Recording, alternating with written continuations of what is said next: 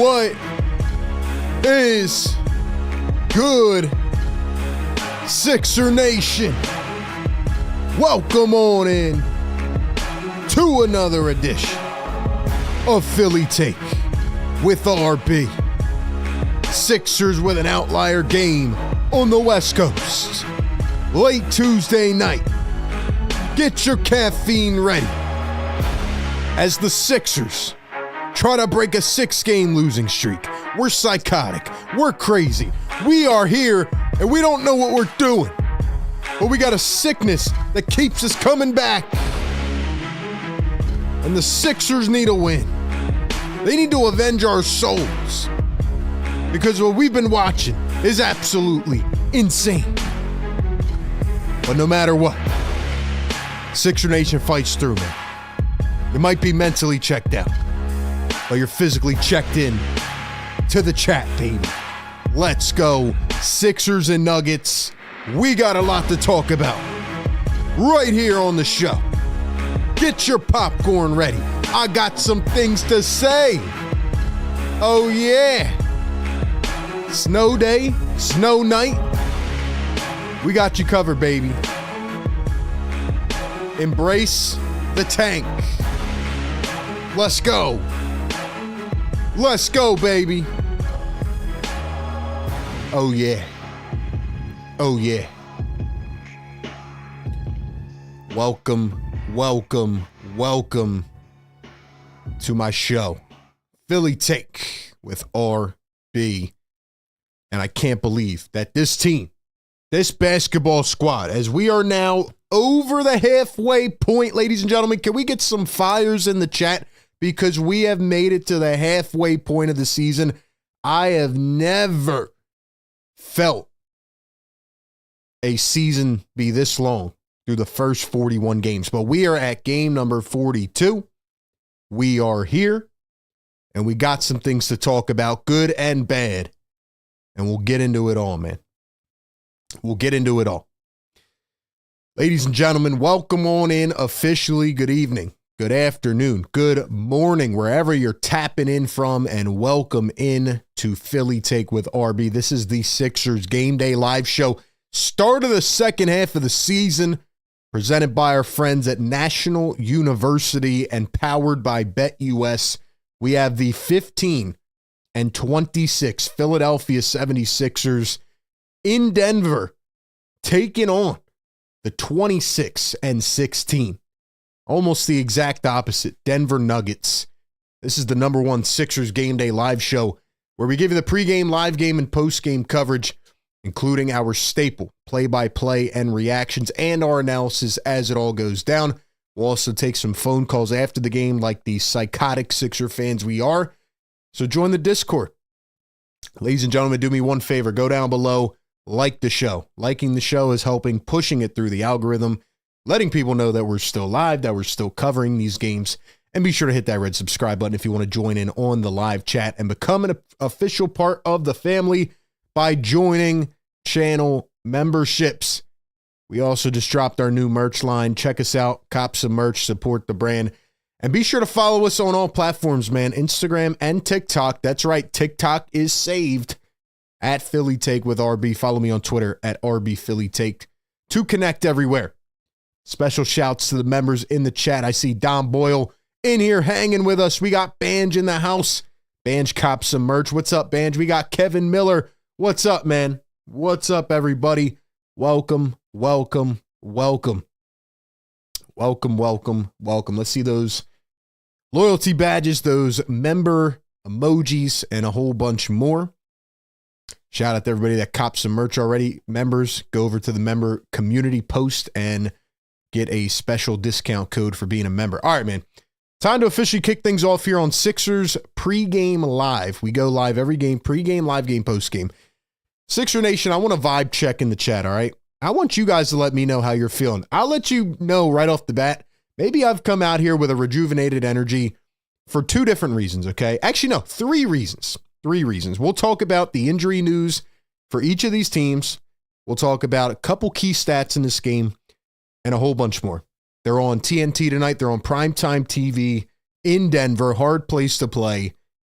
but I have a little bit of optimism, so we'll talk about that. But 3 main reasons that I have a rejuvenated energy tonight.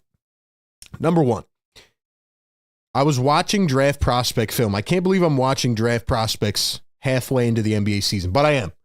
And obviously, we're hoping and praying the Sixers get a top 6 pick, but I was watching some of these draft prospects, and this is going to be a loaded draft class. Oh my gosh, if the Sixers can get a top 6 pick, we are back, baby. We are back. That's reason number 1. Reason number 2, Tyrese Maxey had one of his best games ever. No, it wasn't the 50-point games, but if you remember that rookie season, 39 points in Denver, when he was up against the wall, when it went all against all odds, right? Tyrese Maxey came out there and put on a display. And I just have the same kind of feeling tonight as we await the final injury reports. I just have a feeling that Tyrese Maxey is going to be out here to prove a point tonight. I think he's heard the noise. I think everybody's heard the noise. And while there's not a lot good, I think Maxey always plays well against Denver. So I'm expecting a big night out of him. And number 3, I don't know if you guys noted. Look, let me know in the chat right now. Who's been with RB since the beginning? Anybody? Do we have any OGs in the chat? I know we usually ask that in the first quarter. Do we have any OGs in the chat? Because I've been using the same gaming chair for my entire YouTube lifespan. I've been using the same chair. And shout out to the lady. I finally got a new one, man. My back is feeling better than ever. You ever not know that you need something until you get it? You know, I didn't realize how much the old one was hurting my leg and my back during these streams. And I'm feeling like a different RB tonight. I'm feeling like a different RB. So can we just drop a prayer emoji in the chat? Rest in peace to the OG chair that went 5 years strong, man. 5 years strong. RIP to the old chair, man. I know you guys are probably looking at me out there like, what is this guy talking about? But we got to get excited about these things, because if not, we're going to drive ourselves insane off of a bridge. You know what I mean? Now, you can go check out my Eagles content on A to Z Philly, but we're talking Sixers here, all right? And if we don't talk about the little things, we're going to drive ourselves absolutely insane. So, RIP to the old chair. Shout out to the new guy, man. Shout out to the new guy. I'm not going to get up because I actually slipped and fell on the ice today. Definitely hurt, so my leg's a little bit iffy, but shout out to the chair, man. This thing is very comfortable. They don't sponsor the channel, but they might have to eventually. All right. What else, man? What else? Let's talk about this matchup real quick. All right.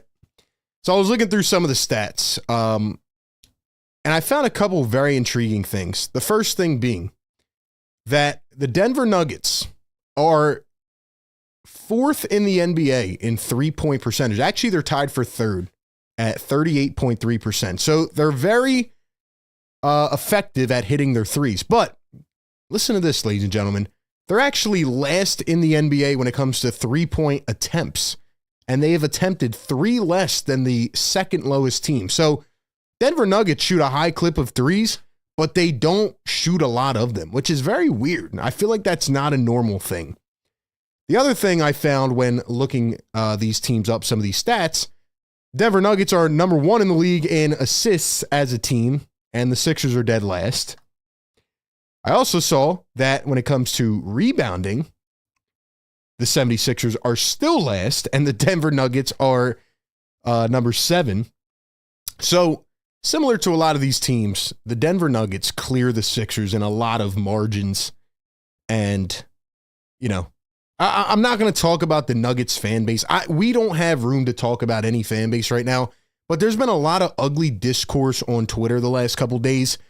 And for any Denver Nuggets fan that may enter this show tonight and talk smack, right? We've had our back and forths before.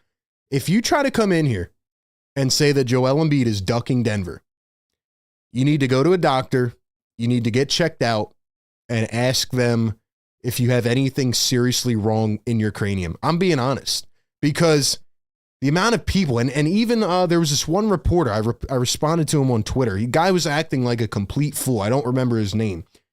He was like, wow, look at Embiid ducking Denver again. Just so you know, Joel Embiid has been out for 8 straight games, and Joel Embiid has only played 13 out of 41. So if you're going to come in here and say that the idiotic stuff, just go. Just go. All right, let us suffer in peace, but don't come in here with the stupid agendas. Anytime Joel Embiid does play Nikola Jokic, he dominates him, and I'll leave it at that. Jokic is an amazing player. He deserves all the credit. But don't come in here and start on this stupid BS. Okay? That's all I'm saying. Now, the Denver Nuggets are red hot, just like every team the Sixers apparently play now. The Nuggets have won 6 out of their last 7 games. They beat Dallas twice. They beat the Clippers. They beat Brooklyn, Miami, and Orlando. They lost to Houston. And the Philadelphia 76ers have lost 6 in a row. Nick Nurse has started to make decisions that signal a tank, whether it's playing Pete Nance in the fourth quarter or playing Ricky Council and Adem Bona for 40 minutes. And I think that Nick Nurse has been instructed to tank. And after watching a lot of the draft prospects the last couple days, I'm honestly not too mad at it. I'm not too mad at it. With that being said, let's talk about some of the injury updates. So Gershon Yabusele will be back tonight. He announced on his Twitter. And I am awaiting to see whether Paul George is actually playing or not. I have not received an update yet. Let me go ahead and see if I can check the final report. Because just an hour ago, Nick Nurse said, I have no clue. And when your coach is telling you that you have no clue whether Paul George and Andre Drummond are playing an hour before a game, that's not a good sign. It's not a good sign. So, anyway, that's where we're at. Also, we had an interesting trade earlier, which we'll talk about through the night, not with the Sixers, but with the Phoenix Suns. They traded for more future first-round picks. So it seems like they're gearing up for a big Jimmy Butler trade. So we'll get into that more as well. But ladies and gentlemen, you know we got to do it, man. Out of the day, presented by BetUS. Ladies and gentlemen, we know what's going to happen tonight, right? Sixers came into today as a 13.5-point underdog. I'm sure that is taking into account that Paul George might not play. How many games has he missed now? 5 in a row? I can't keep track anymore. But this is not the odd we're looking at, all right? Like I mentioned a few minutes ago, this is the odd that we are looking at. And it is Tyrese Maxey. Over or under 29.5. Do you guys think Tyrese can hit 30? Do you guys think Reese can hit 30? Because I was looking up some of his former games against the Nuggets. Maxey usually cooks against Denver. And he had that 39-point game in his rookie year. Feels like similar situations here, which is kind of crazy because, you know, it's like so similar but so eerily different when you think about the timeline, right? Like in 2020, he was playing with 7 players because of the virus. And now he's playing with 7 players because the team is so hurt and bad. So anyway, man, that's where we're at. Tyrese Maxey, over or under. Shout out to BetUS. Go to betus.com right now. Use the code YouTube150. All right, YouTube150 on betus.com. And take Maxey on the over. I just have a feeling he's going to go off tonight. I have a feeling Maxey's going to go off. I'm not saying that's enough to get it done. I just feel like Maxey plays well against Denver, and the stats back it up. So shout out to BetUS. Out of the day, presented by BetUS. Tyrese Maxey, over 29.5. We'll check back post-game and see how it plays out. But check out BetUS for the best bonuses in the industry. Go to betus.com. Use code YouTube150. All right, ladies and gentlemen, who's going to score the most points in this game tonight? Who is going to score the most points in this game? Let me go ahead and drop the question in the chat here. Then we'll get to our final score predictions and a couple other things. But who's going to score the most points? Because honestly, man, I just have a weird feeling. I just have a weird feeling it's going to be Tyrese Maxey. I'm not saying that we're going to win. Not saying the Sixers are going to have enough to get it done. I don't think they can beat anybody right now with who's on this roster, with some of the decisions that are made by Nick Nurse. But honestly, man, I just feel like Tyrese Maxey's going to have a game. Let me know your thoughts. I'm going to go Maxey, and I think he drops 37. I'm going Maxey 37. Maybe I'm crazy. Maybe I'm just in a good mood tonight. I don't know. Give me your thoughts. Let's see. Kevin says over 30 for Maxey. Dom says protest P. Banch says Maxey. Crawley says Maxey could drop 40. I feel like the Sixers would still lose. I think I agree with that. We're not the Eagles going off. Maxey 52. Maxey with 41. Matt says podcast B. Kev says can't believe we're doing this. Hoosler says Eric Gordon with a 40 pop. All right, man. Shoe Game says Pete Nance on the over. Let's go, man. Did I even have Pete Nance overs listed? Let's go, man. By the way, you guys can hear me good, right? Just want to make sure I was messing with a couple settings. Just want to make sure you guys can hear me good in the chat. Let me know. But anyway, that's where I'm at. RB, would you sacrifice the Sixers getting the 7th worst seed for the Eagles to win the Super Bowl? Listen, man, Eagles channel is popping off right now. Go subscribe to that channel, A to Z Philly. Yeah, I want the Eagles to win it all, man. We know where the Sixers are going. So anyway, I want the Eagles to win, and I'll do whatever at this point. All right, man, time for our final score predictions. We'll talk about a few more things as well. Ladies and gentlemen, can the Sixers snap a 6-game losing streak? Give me your final score predictions in the chat. What do you guys think? Man? Final score prediction in the chat right now. Nuggets winners of 6 out of the last 7. Sixers have lost 6 in a row. I'm going to take Denver, and I think Denver is going to get it done pretty handily. I think Maxey will have a big game. Still waiting to see if Paul George is playing. Have we got any official update? Like, how do we not even have an update? Oh, wait, here we go. I'm sorry, I guess I missed it. So Paul George is in tonight, and so is Andre Drummond. So it'll be Maxey, Paul George, Oubre, Gordon, and Drummond. Not the matchup we expected at the beginning of the season, but yeah, so they're in. I'm going to say the Nuggets get it done. They're one of the best scoring teams in the league. I'm going to say 115 to... Actually, you know what? No, I'm going to say 119 to 103. 119 to 103 is my final score prediction. What are your guys' final score predictions? Let me know in the chat right now. Appreciate everybody being here. Do me a favor, like the stream. Get us up to 100 likes. It's a late one. I know that. I'm surprised this game's this late on national TV, but hey, we're going to wake up the neighbors regardless. Wake up the neighbors merch out now, by the way. Drop your final score predictions in the chat. Drop them in the chat. Right now, the Denver Nuggets are 3rd in the league in scoring, 120 per game. Sixers averaging 107 points per game, so that's where we're at. Let's see. Julius's pipe dream, Sixers 110 to 108. I don't know why you might say I'm crazy. I'm feeling the Sixers getting a win 123 to 119. Denver 126 104. Damn, no cover RB. I mean, look, I don't know. I'm just going to say 119 103. It's first score that came to my head. We'll see. Kev says 110 to 102. Riaz 112 107. Sixers. Crowley 134 91. Shoe Game says Nuggets 174 to 86. 130 to 101 Nuggets. Denver 120 to 100.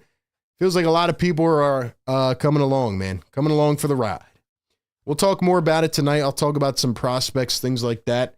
But that's where we're at for now, man. Got my rent on the Sixers money line. Either they win or I'm sleeping on Main Street. Well, you're crazy, man. You are crazy tonight. Kevin Miller, 113 100. Point spread is 12.5. Final score will be 115 101. That's a fact. Flyers now have 7 more wins than the Sixers. Think about how crazy that is. Wow. All right, man. Let's get it going, baby. Sixers Game Day Live, presented by our new sponsor, National University and BetUS. Ladies and gentlemen, drop the beat. Can we get this to 100 likes, man? Yo, you got to support the grind at some point, man. We're up here 10 p.m. for this stuff, man. Let's go. Drop the beat. Drop the beat, man. Let's go. Sixers Game Day Live, man. Every game, pre-game, live game, and post-game. Let's get it rocking now. Let's get it rocking now.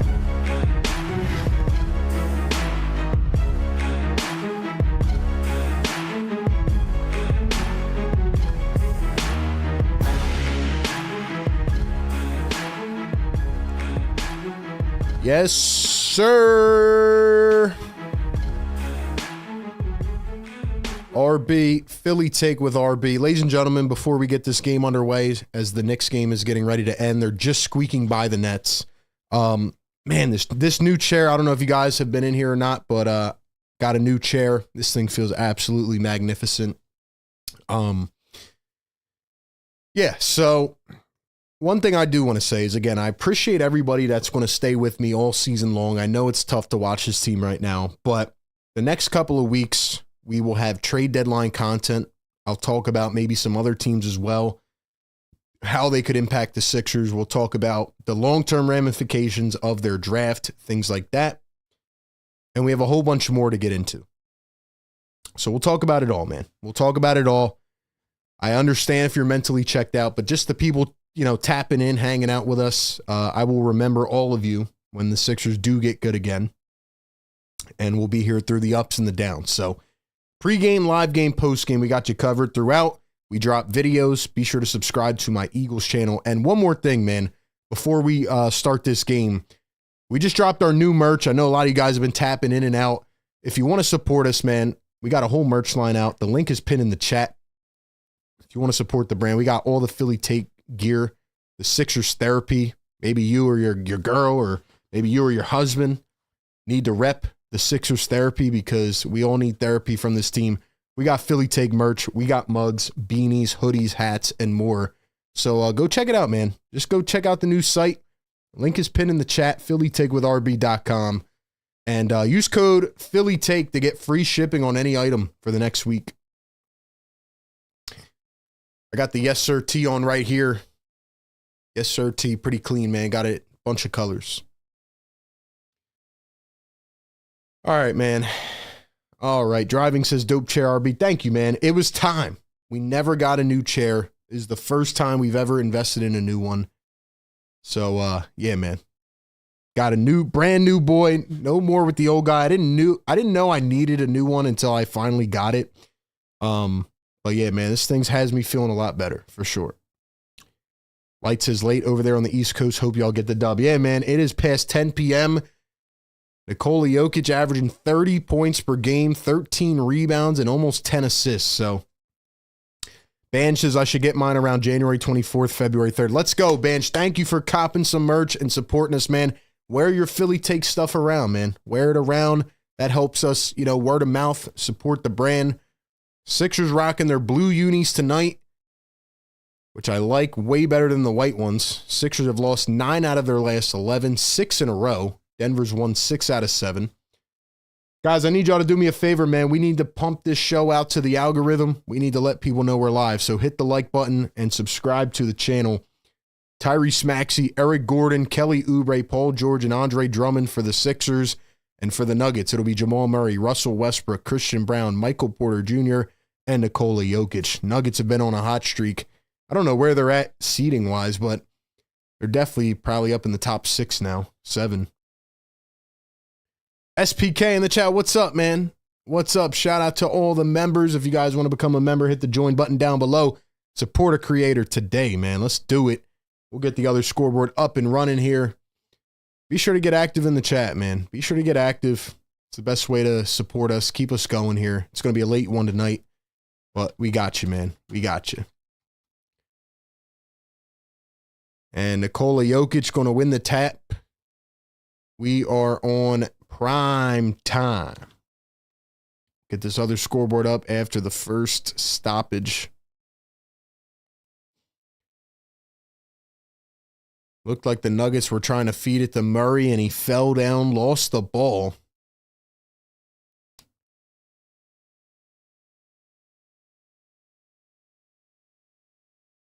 Hold on, let's get this scoreboard going. Here is Tyrese Maxey going to drive downhill, turns, fades off a foot, got it off the bounce. Nice roll for Tyrese Maxey. Here come the Denver Nuggets, Russell Westbrook with the rock. Can't believe Russell Westbrook is on this team. I have my own thoughts about Westbrook, and then that is going to be a foul. Let's go ahead and get this bad boy rolling. Paul George has missed, what, 4 or 5 games in a row? I can't even keep count anymore. I just need Paul George to actually wake up. Maybe they can get his value up the next couple weeks. And now Christian Brown fouled en route to the basket. Nick Nurse did not like the call, but it'll be 2 free throws for the Denver Nuggets. Ladies and gentlemen, if you are in here tonight, get active in the chat. Drop a comment. Let me know you're in here. Members, drop those emojis. Let's get it, man. Jokic going to knock down the first.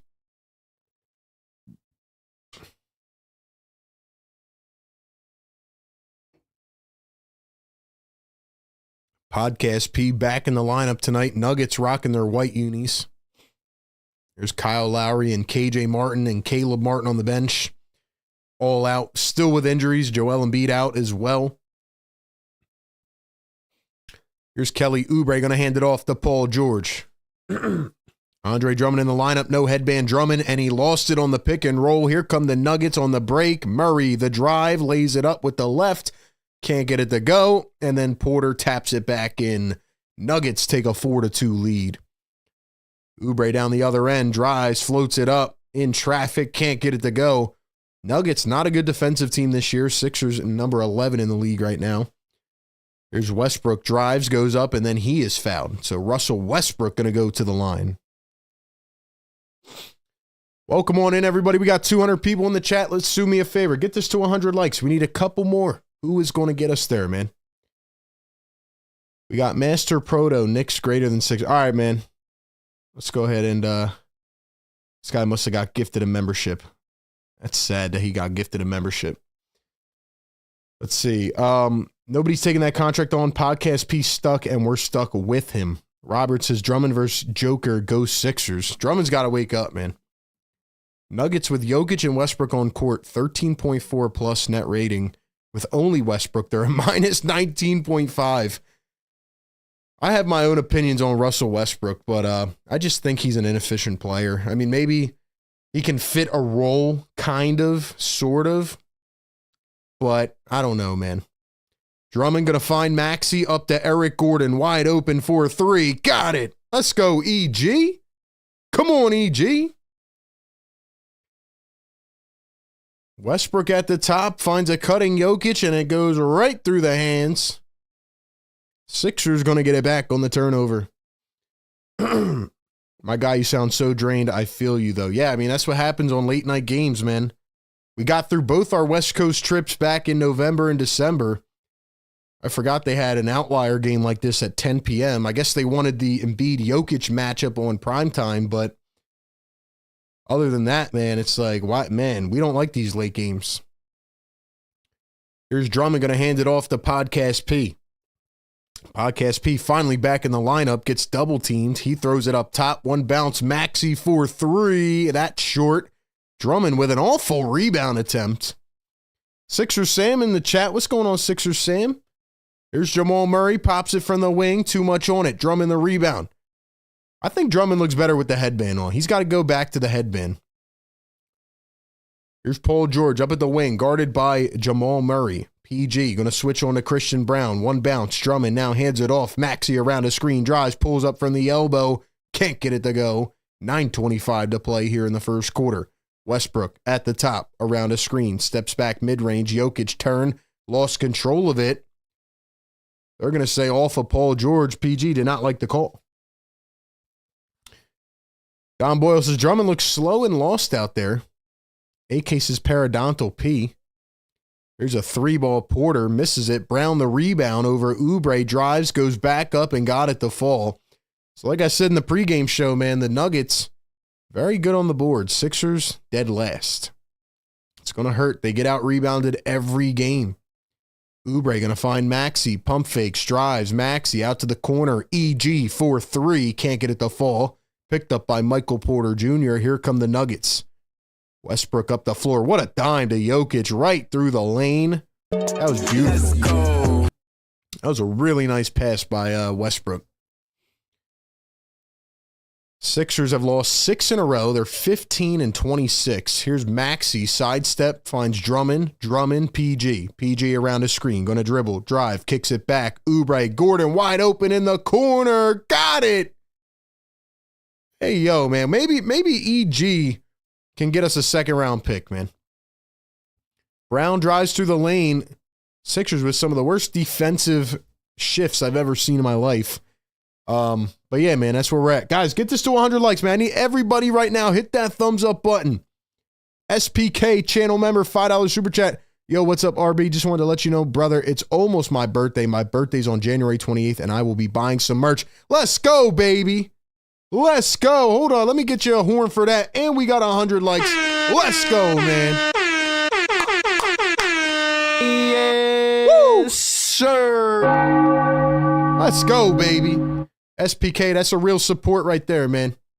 Guys, check out our new merch. Check out our new site. Links pinned in the chat. Obviously, never going to ask or tell anybody they have to buy merch. But, hey, if you want to support the brand, man, that's how you do it. SPK, thanks for being here, bro. Switch says, it's crazy. I just realized I've been listening to you for damn near like 2.5 years, bro. Not even a Sixers fan, but you're consistent as hell. Much love. Man, thank you, bro. Thank you, man. We welcome all fans from all fan bases. Of course, you get a little more love when you're a Sixers fan, but we appreciate everybody. Maxey drives, goes up, and got it to fall. Nice bucket after the Christian Brown free throws made. 2-point game. Aaron Gordon is not playing tonight. I think he's been out for a while, right?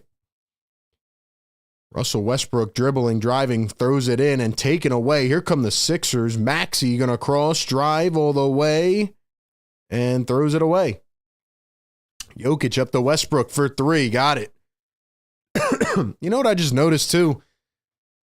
He's not starting Yabusele, so Gershon is back tonight, but I guess he's going to come off the bench, be the backup center.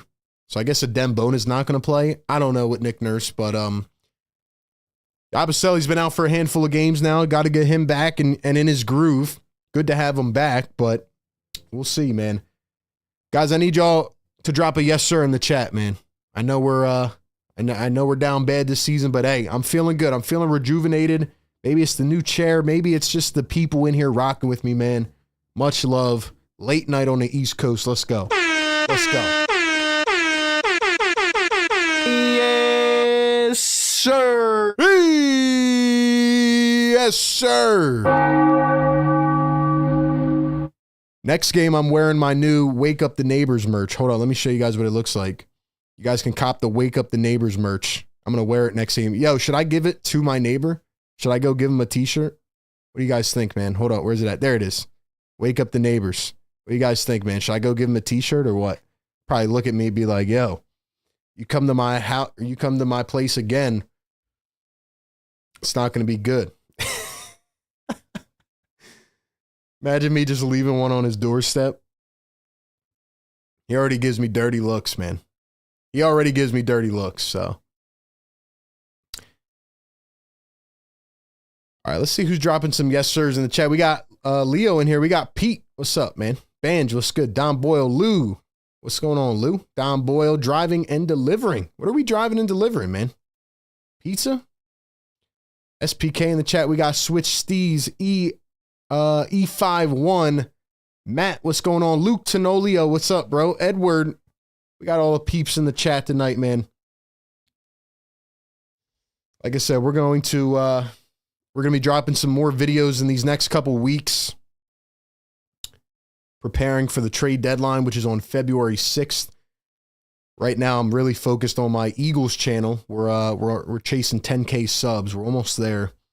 Obviously, the Eagles are hoping to get to the Super Bowl. So I've been doing a lot of videos on there, but definitely check it out. Go on over there, man. A to Z Philly. We're about 700 subs away from 10K. Banch says, that's the one I bought. Let's go, Banch. Thanks for copping the merch, man. Much appreciated. Much appreciated. If Philly wins, you should bang on the walls. Yeah, I might get arrested for that. What would it be, like 1:30 a.m.? You should have gave them one for Christmas. They might burn it on your front lawn. They might, man. They might. They might. Let's go, man. Sixers give us nothing to look forward to night in, night out, but I will come and give you a like and leave. Appreciate it, man. Thaddeus says, sup, RB. I was at the Sixers-Pacers game on Saturday. Bona is nice to watch. He's good, man. He's good. I watched him at Summer League. I actually chatted with him for a few minutes. He's a good dude, man. He's a good dude. I got to chat with him and McCain, and man, it just sucks not having McCain. Early in the season when he was going toe-to-toe with teams and just he was amazing, man. He was amazing. So Eric Gordon leading the way for the Sixers, which is insane, but that's where we're at. Russell Westbrook leading the way for Denver. All right, man, let's go. Mods, keep dropping them links in the chat. Thank you so much. Secret, what's going on, brother? Appreciate you being here. Here's Drummond in the paint, floats it up. Got it to fall. Andre Drummond on the board. Sixers out in Denver for a late night game, at least here on the East Coast. Russell Westbrook up at the wing. He's going to find a cutting Jokic. Jokic goes up, missed it. Got to give my props to Jokic, man. He's been amazing this season. Paul George, 3 in transition, missed it. Here comes Westbrook, going to find PG down the floor. Nice steal by PG. Here's Tyrese Maxey in the corner for 3. Can't get it to go. Drummond taps it up like a volleyball, and it's taken away. Terrible attempt by Drummond. Jokic, Brown throws it down, flushing the lane. Dude, Andre Drummond is the most confusing player I've ever seen. So confusing. By the way, if you guys are just tapping in, I was saying this on the pregame show. I finally got a new chair. I've used the same one my entire YouTube journey for 5 years. It was time for a new one, man. Paul George drives, pulls up midi, got it. My back feels so much better right now. It's crazy. Dom says, Eric Gordon damn near running the offense makes no sense. That's what this team has come to. If you want to summarize the Sixers right now, as we're halfway in, Jokic turns, hooks, got it. If you want to summarize the Sixers so far right now, it's Eric Gordon running the offense. Crazy. Insane. Tyrese Maxey going to come around a PG screen. Yabusele getting ready to check in for the first time. Maxey baseline finds Oubre in the corner. Spots up a triple. Missed it wide. Here come the Nuggets on the break. Again, 3-on-2. Brown, Euros, missed it. Porter lays it in. Dude, this is why the Sixers are the worst rebounding team in the league. This is why they are the worst rebounding team in the league. Oh, wait, there's Aaron Gordon. He comes off the bench now?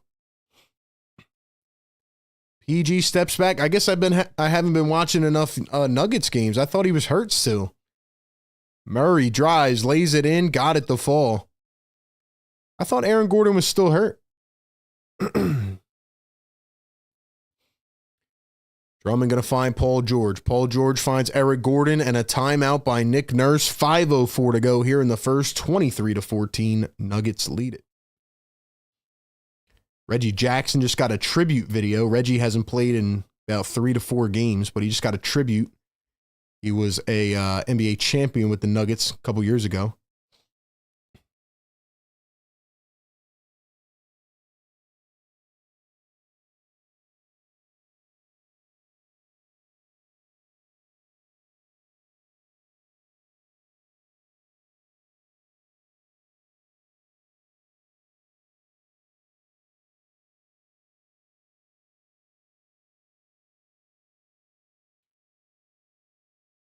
You know what's crazy, man? It's like, and I said this before the season as well. It's funny we're playing the Nuggets, but, you know, I continually said, like, Sixers need an Aaron Gordon, right? And I've been saying this for about 2 years now on this show. And it's like they never address the main issue, you know? This Sixers team might be the worst rebounding Sixers team in franchise history. And they're still throwing out like 4 guards and Andre Drummond. Like, it just doesn't make any sense. And yes, Gershon Yabusele's been great, but he's not really much of a rebounder. And then you have Andre Drummond, who I thought Andre Drummond was going to be one of the best signings of the offseason. And this guy, like, he's very confusing, man. I just don't understand. Like Drummond last year had games where he was dropping 17, 19 boards off the bench. And he comes here and like he doesn't even try to rebound. I don't understand it. Didn't Andre Drummond say before the season that he's the best rebounder ever? I'm not seeing it. I'm not seeing it, man. And I get it, right? Drummond's been put in a bad spot because you're essentially asking him to be the starter. Maybe he's not good enough to do that. But he did say he was the GOAT of rebounding. So, I don't know, man. But that's where we're at. 240 people in the chat. Do me a favor. Get this to 200 likes. I'm RB. This is Philly Take with RB. This is our game day live show. We do this every game. Pre-game show, live game show, and post-game. C-Block says, Jared McCain was like a breath of fresh air.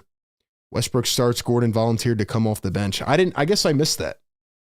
I would definitely start Aaron Gordon, but that's just me. I've been waiting on Gordon. I need him to give me 14 points and rebounds. McCain will be so refreshing next season. Alberto says, the first quarter in this team already done gave up. Can't believe I'm staying up to watch it. Well, welcome into the show, man. Welcome in. Guys, do me a favor. Go down below. Hit that like button, man. Get us to 200 likes.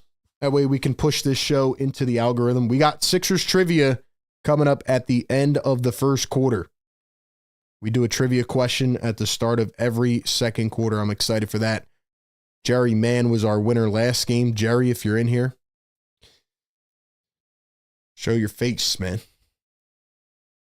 Do I have a Phillies channel? No, I don't. I don't have a Phillies channel. Just Sixers and Eagles. Dave Jones, what's up, bro? What's up, Dave? Lou says Drummond was supposed to be our rebounder when Joe takes a seat to hold the line. Ike says Sixers get players old and out of their primes. All right, man, here we go. Maxey up the pole. George down to Yabusele. In for the first time for Drummond. Misses a layup, gets it back. Maxey drives, lays it in with the left. Nice floater from Maxey. Justin Edwards, the young rook, in as well. 4:44 to go here in the first. 23-16. Gordon in for the first time for Denver. Porter coming up off his screen. Misses a three. Picked up by Paul George. Hey, Paul, you want to score maybe? Maybe once, maybe twice? Here's Maxey coming around his screen. Maxey going to step back for three. It's short. Denver picks it up. Here come the Nuggets. Gordon up at the other end. Gordon for three. Got it. Dude, Aaron Gordon is like that. Such a good player, man. And it's crazy because Aaron Gordon, he was a top pick. You know, he was like 4th overall. So, you know, he had to adapt to a role, and that's what he did. Yabusele drives, goes in off the bank, got it the fall. 8-point game. Nuggets lead it 26-18. 3:50 to go here in the first. And that one's stolen away. Here comes Kelly Oubre, 3-on-1. Fast break. Oubre puts it up. Missed it. Are you kidding me, Kelly? That is unacceptable, man. How do you blow a 3-on-1? How do you not pass the ball, man? That's just selfishness. And there's Jokic with an easy lay on the other end. Kelly, you drive me nuts, bro. Are you kidding me? Like, that is just so bad.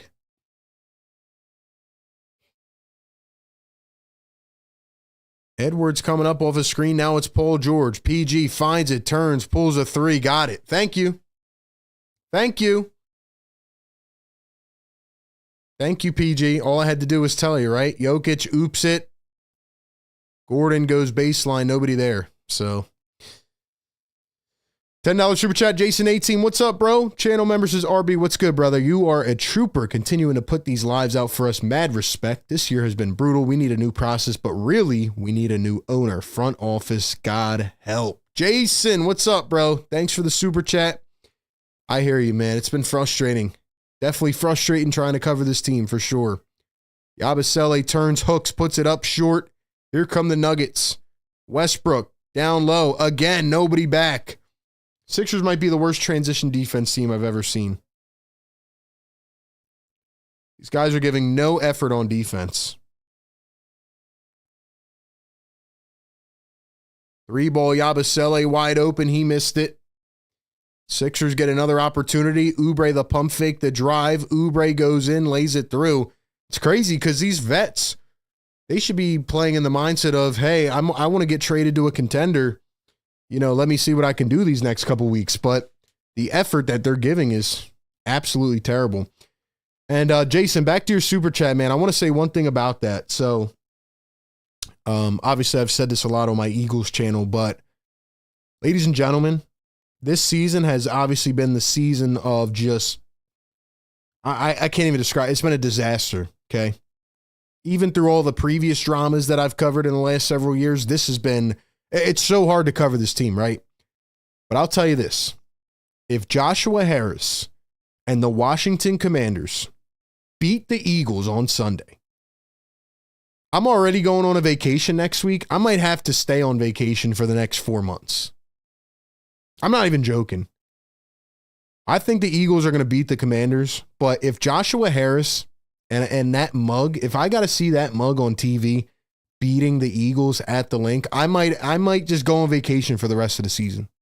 I mean, I can't do it. Like, I physically can't. People always get in the YouTube comments when I say it on a video. Yo, why are you so mad at Josh Harris? He's just a businessman. Yeah, he's a great businessman. But if he knocks out the Eagles to go to the Super Bowl while the Sixers are literally in purgatory, like, does Josh Harris even know the Sixers are playing tonight? Does he know? Anyway, just letting you guys know now. In for the first time is that Reggie Jackson? Yo, they're really playing him. Adembona and Reggie Jackson in for the first time. I guess they felt bad for Reggie. They wanted to play him for the Denver crowd. Peyton Watson in for the Denver Nuggets. Julian Strawther in as well. Jackson around a screen, pulls up mid-range, missed it. Bona tried to put it back, and he was fouled.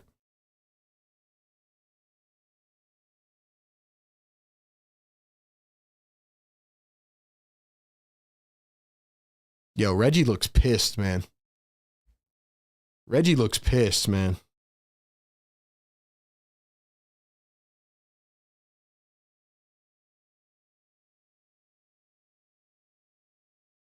Here's Paul George isolated against Watson. Nice on-ball defender. Step back. PG short again. Bona picks it up. Bona going to find Edwards. Yabusele. Here's Reggie Jackson against his former teammate. Jackson, 3 on the shot clock. He's trying to create. Here's Bona. Pulls a jump shot. Can't get the bounce. I do like Bona and Yabusele together, though.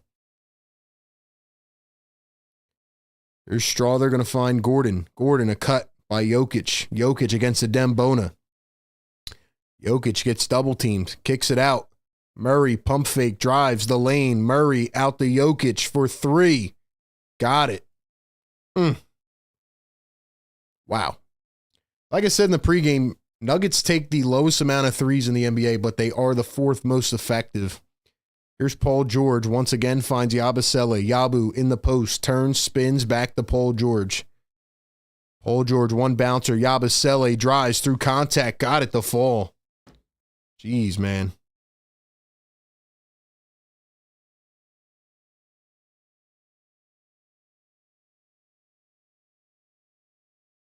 What up, RB? Just got here. Like the stream for your unwavering efforts. Thank you, Jen. Welcome to the show, Jen. Nice steal by Reggie. Goes down. Got it again. 35-27. Guys, do me a favor right now. Like the show, man. Get us to 200. Get us up to that big 200 real quick.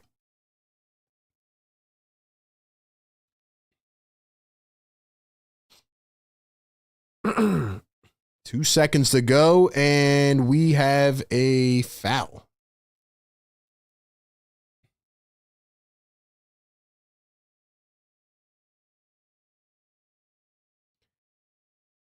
Two seconds to go. 2.4, 35-27. We got Sixers trivia coming up right here in just a second. Jokic going to pull it up at the buzzer. Can't get it to go. And that's how we end quarter number 1. Ladies and gentlemen, it is officially time for Sixers trivia. Jerry Mann was our winner last show. And now we're going to get it rocking again. Let's see if he can go back to back. Ladies and gentlemen, whoever gets it in the chat first correctly is going to hear this sound. It is not about who gets it first. It's about who gets it and types it in the chat first correctly. So we're going to get to that. But our Sixers trivia question is now sponsored by our new sponsor, National University. It is the Sixers Scholars Trivia. So get your keyboards ready, man. I'll give you the question in just a second, but I got to give a shout out to National University. National University is a nonprofit accredited university offering flexible online programs. Maybe you're someone out there who is trying to balance your work life, your school life, and just overall your life. You know, NU is perfect for you because they offer 4 and 8-week online courses and allow you to start sooner while finishing faster. They offer 150-degree programs, credentials, and certificates. And most importantly, they understand that when you start or return to higher ed, you're not only a student, but a parent, a caretaker, employee, and much more all at the same time.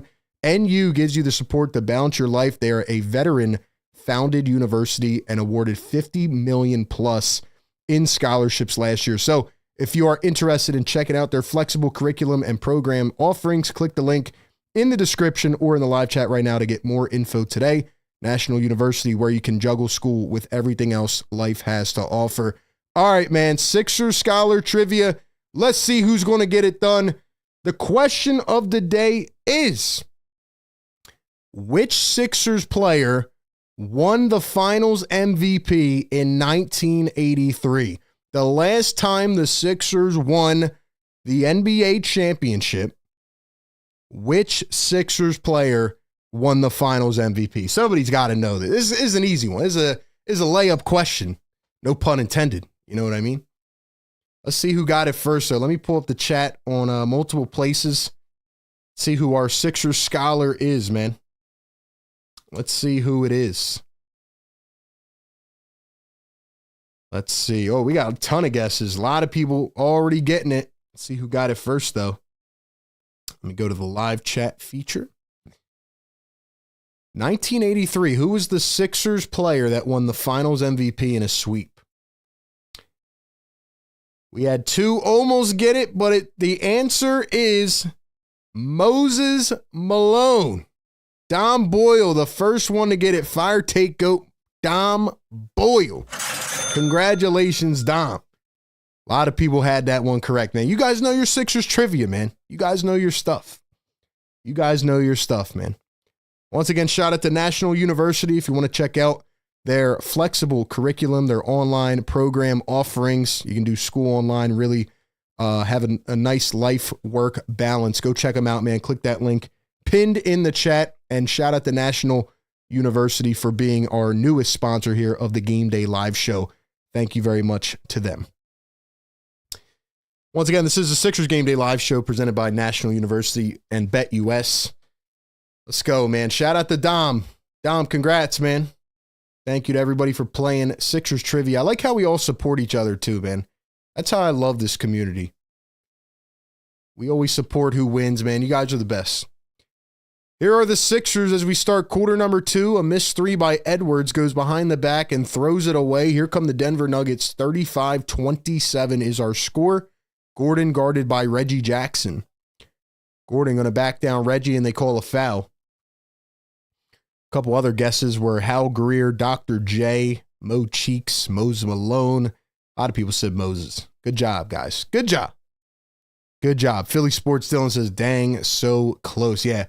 Philly Sports Dylan was second, man. Good job, though. Let's see. Who else we got up in here, man? Guys, do me a favor. If you are going to rock with us all season long, despite whatever the Sixers do, drop the word me in the chat. I want to know who the real supporters are, who's going to stay with RB no matter what. I know this team can be frustrating, but who's going to rock with us all season long, man? Drop me in the chat. And if you're new tonight, if you're a new viewer, if this is your first time watching us, drop the word new so I can shout you out as well. 36-27, Nuggets lead it. Here's Gordon. They call a foul on Bona? How's that a foul, man?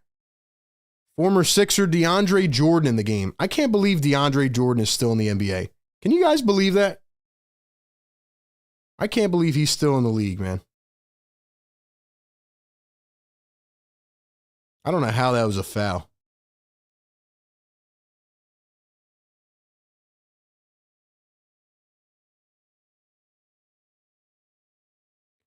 First one going to be good at the line for Aaron Gordon. Let's give some shout outs here, man, for the real supporters. We got Banj in the chat. Choco Chip Cookies. Sounds good right now. Juan, Jermaine, Lawrence Green, Jerry, man, Coach RJ. Frank says, I can't promise that. All right, man. You didn't have to say that. Could have just told us you weren't going to be here, bro. Ego, what's going on, bro? We got Mr. 89 Sam. Coach RJ showing some love. Rachel, what's good? Tur is new in the chat. Welcome to the family. Moses went on a tear in the playoffs, especially in the chip. Yeah, he did, man. RIP to Moses. I was there for his jersey retirement night. That was a crazy game, man. I actually received the tickets as a gift. This was back in 2018. That was the game, the first game when they acquired Tobias Harris, Boban Marjanovic, and Mike Scott. They were doing a jersey retirement for Moses, Charles Barkley, AI, all the legends were in the house. It was a crazy game, and it was actually against the Denver Nuggets. And the Sixers beat them in the final minute of the game. That was a great game. Great game, man. Boy, do I miss that, man. Jimmy, Tobias, Joel. That was the vibes were high, man. The vibes were high. Nuggets up 38-29. Aaron Gordon coming around his screen. Gordon dribbling, driving, fouled en route to the basket. And another foul on the Sixers. Let's see. Who else we got? Coach RJ. We got Don Boyle. Juan says Lowry is still in the NBA. Clint, what's going on, brother? What's up, man? C-Block, what's good? Adler, what's up? Welcome to the family.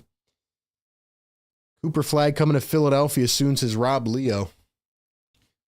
Man, I was watching some draft prospects last night. Oh, my gosh. You guys want to hear a crazy hot take, man? Drummond coming back in the game now.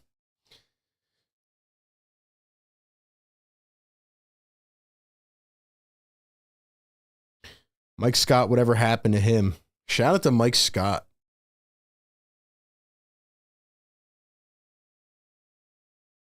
Free throw going to be good. Guys, you want to hear a crazy take, man? Like I said, still got to watch a lot more prospects and stuff, but I was watching this dude, Ace Bailey.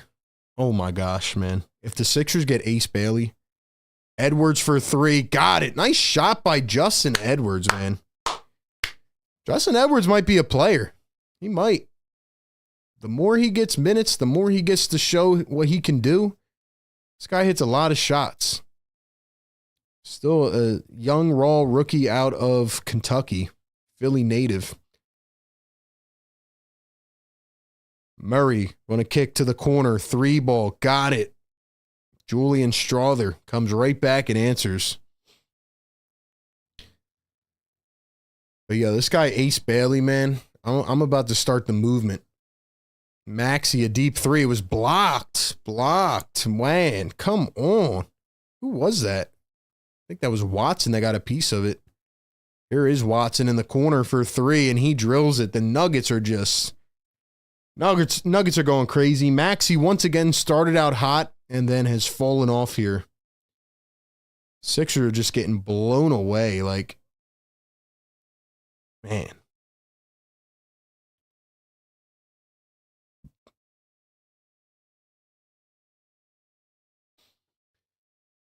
Ladies and gentlemen, welcome into the Sixers Game Day Live Show right here on Philly Take with RB. Pregame, live game, and postgame.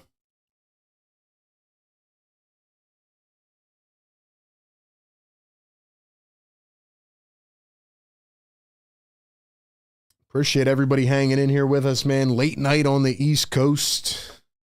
225 people rocking with us. Can we get to 200 likes, man? We're halfway there. Halfway there. I saw something today that was a little bit concerning about the Sixers' upcoming draft. So I do want to talk about that.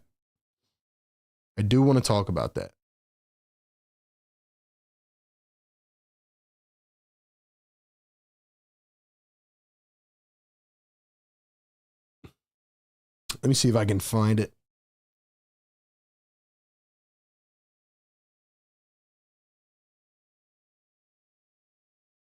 Where's it at? Just had it in my tweets earlier. All right, here it is. So this is from Mike O'Connor, covers the Sixers for Right to Ricky Sanchez. He said that he was informed that it is not possible to trade with Oklahoma City to reacquire or amend protections on their draft pick. This is because other picks and swaps were later traded that could be affected by what happens with this pick. So the pick will either land in the top 6 or it will be OKC's at that point. It is not possible to make trades involving that pick this season. Excuse me. Now, in my personal opinion, that doesn't make a lot of sense. Like, why would the Sixers not be able to trade for their pick? Like, take the protections off of their pick and just get it. Even if other trades were made. Like, I just don't get how that's going to affect other teams. But nonetheless, it's like, if that is true, which I'm still trying to get that confirmed or not, if that is true, then the Sixers are in a really bad spot. Because right now, I think they have like a 25% chance of getting the pick in the top 4. A little bit higher to get it in the top 6. We are going to be sweating like crazy on the lottery reveal day, if that is true. So that's where I'm at with that, man. That's where I'm at. Let's see what the chat's talking about.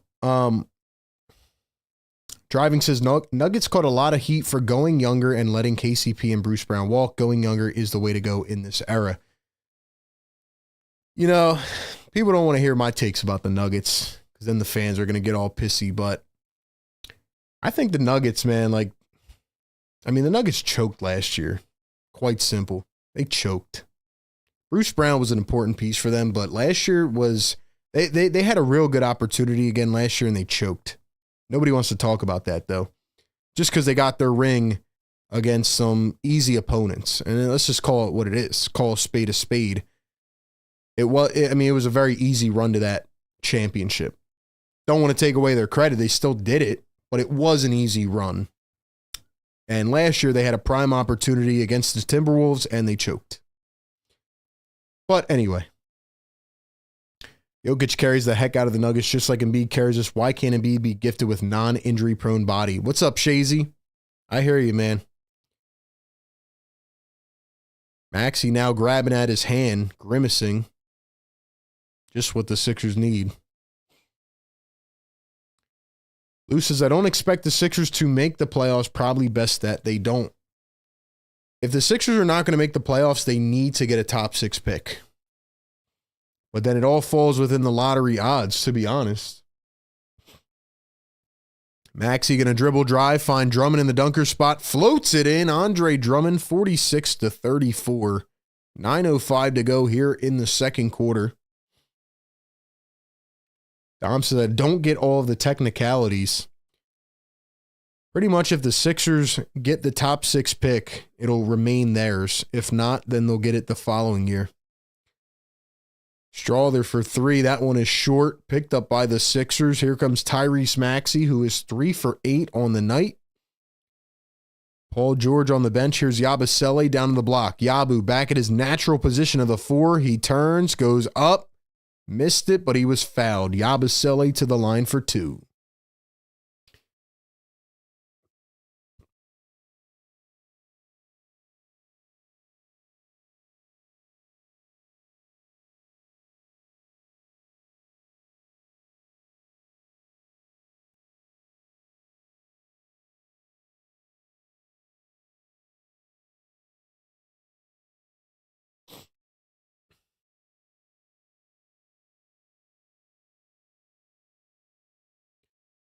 Yabusele going to knock down the first. I can't believe DeAndre Jordan is the backup center for the Nuggets.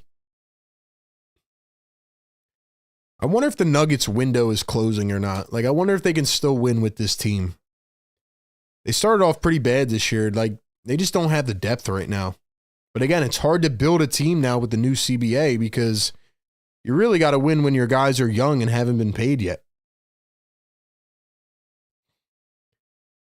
Here is Jamal Murray going to turn, spin, find Watson back to Murray. Murray going to dribble, drive, one bouncer. Jordan turns, hands it off. Jamal Murray tried to go behind the back, picked by Oubre. Oubre driving the lane, going all the way. You got a man, you got a man.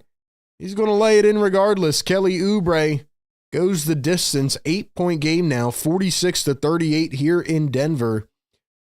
8:03 to play in the second quarter. Gordon going to drive, kick back. Here's a three ball from Strother. Got it. You got to find dudes like Julian Strother and Peyton Watson. That's what you got to do, man. 7:45 to go here in the second. Maxey slings it. Gordon drives into the paint, falls over, and throws it away. I'll never forget the game. I think it was 2 years ago in Denver. Sixers were down. Everybody. Maxey played. And Paul Reed, I think, was like 7 for 7 off the bench with 16 points.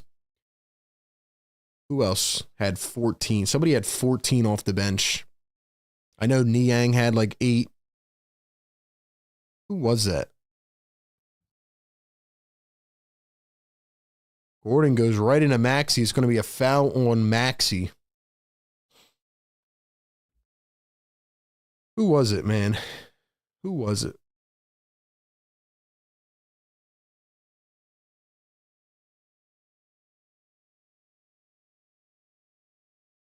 Looks like we're going to have a challenge here. Who had those points off the bench?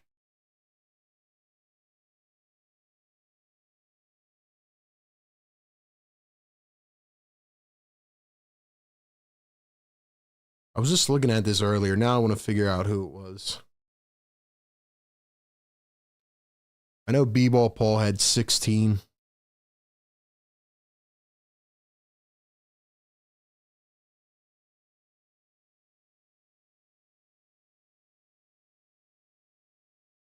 Was it last? No, it wasn't last year.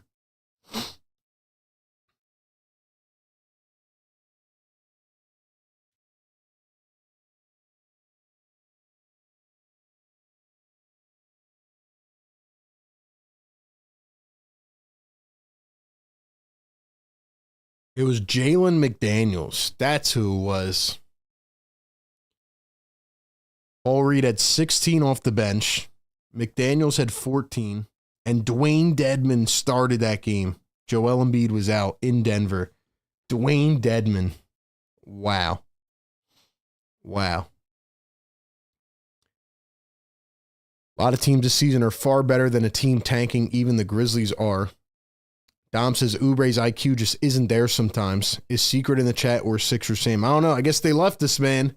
Guess they left us. It's a late one. It's a late one, you know? Nonetheless, though, appreciate everybody being in here, man. Supporting the show. Late night here on the East Coast. Let's get it going, man. Let's get it going. Let's get this up to 200 likes, man. We gotta get this going, bro. I know we're all down and upset about the Sixers, but we still have fun regardless.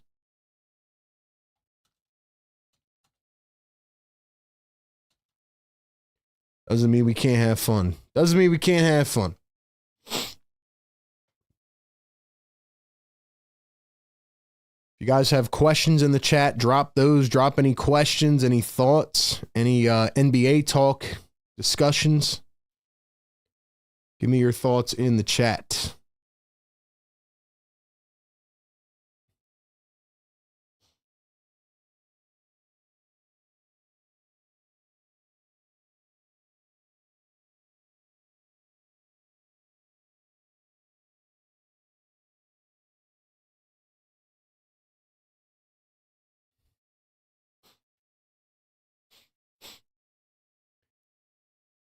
Edward says, let's go Sixers. Get it on, popping like popcorn. Maxey, we need 35 tonight, please. Yeah, so far, Maxey, I mean, I picked them to have 37.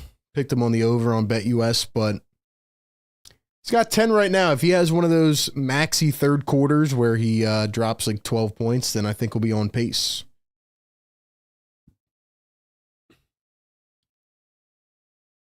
Chazy says, I remember Dwayne Dedman. I thought us signing him was a total joke. Then Doc started playing him. You can't make this stuff up. What's even worse about Dedman is that they cut Isaiah Joe and Charles Bassey in training camp to have a roster spot to sign Dwayne Dedman. That's the worst part about it.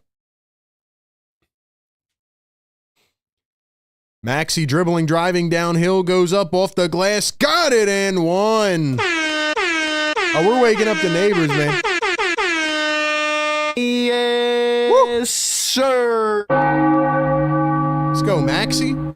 Maxey always plays well against Denver. Always plays well against Denver. Let's go, baby. Maxey with 10 points, 4 for 9 from the field.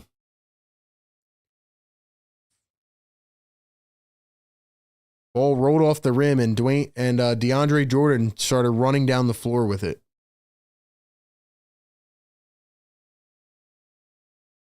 Wait, did the bucket not count?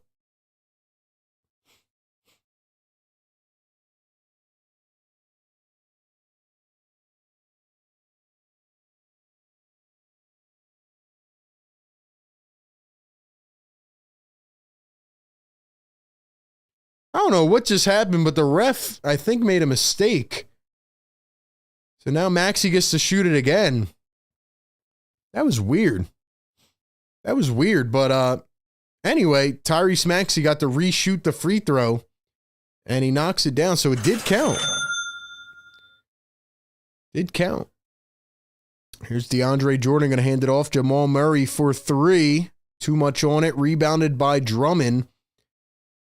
8-point game, 7 minutes to go. Maxey crosses, steps back for 3. Got it. Big shot. Tyrese. He's on fire. Woo. Tyrese with 14 on the night. Here's Jamal Murray coming around the screen. Takes it back. Murray finds Strother. Spots up for 3. Dude, this guy can't miss. This guy can't miss. Maxey to floater. Rolled right off the railing. Drummond tried to tap it in. He swatted like a fly. Murray down the other end, and he's fouled. Where the hell is Paul George at, man? Where is Paul George?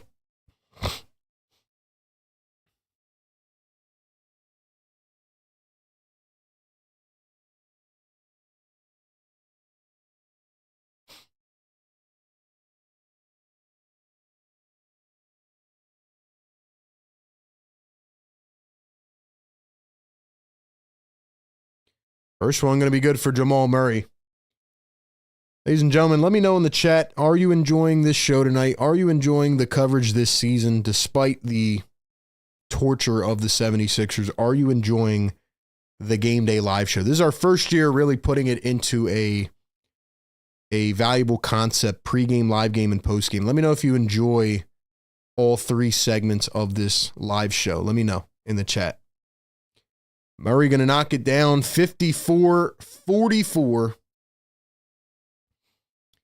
Just want to get your guys' feedback on how you know, whether you watch all 3 segments, whether you just come in for the game, after the game. What's your thoughts? Paul George, one bounce. Drummond drives, kicks it back. Gordon spots up for 3. Got it. Eric Gordon, man. Eric Gordon might be a player. Eric Gordon might be a player. Things I'm uttering in game 42 of the season. Oh, man. I can't even take myself serious anymore, man.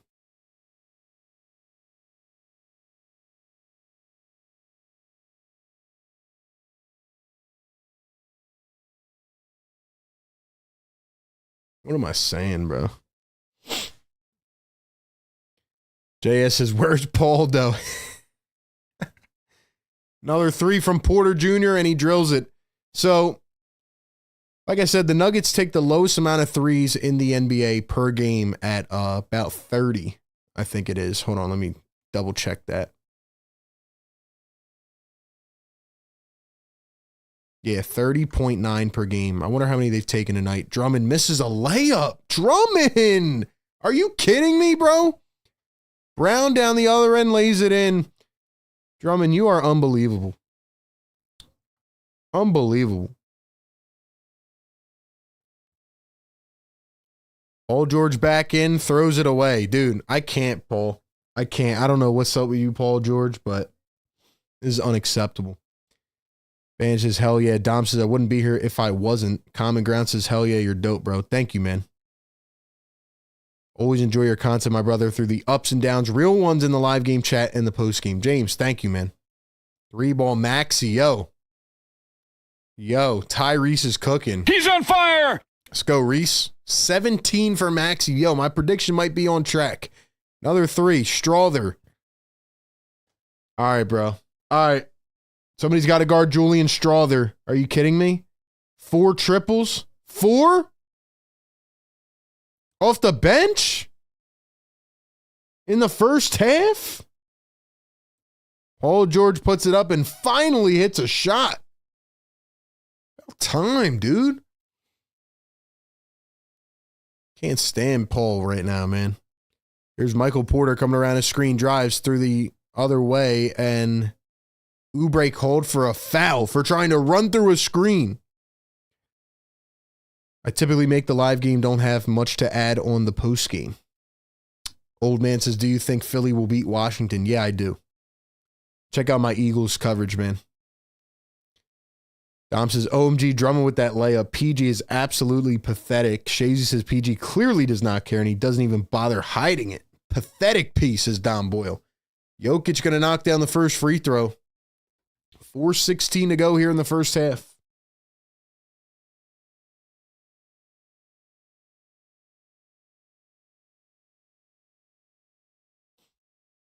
Some of the things that the guys on this team are doing, though, especially the veterans, just really, they really boggle my mind.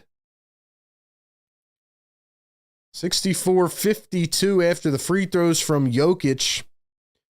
Maxi coming around his screen. Yabu pops out to the perimeter. Yabu hands it off PG. One bouncer. Yabusele drives. Nice pass to Edwards. Lost it. And he was fouled by Strother on the back door. Guys, give me your thoughts. Give me your questions. Why are you guys still watching this channel this season? How do you feel about the NBA? How do you feel about the Sixers?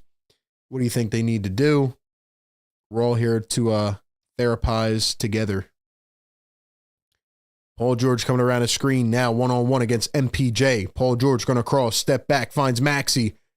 And Maxi got scared of Christian Brown, so he travels.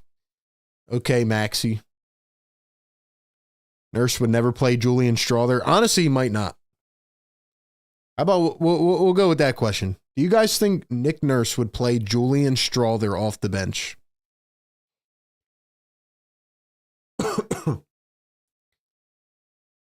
Off the ball foul, and the Sixers going to be on Justin Edwards.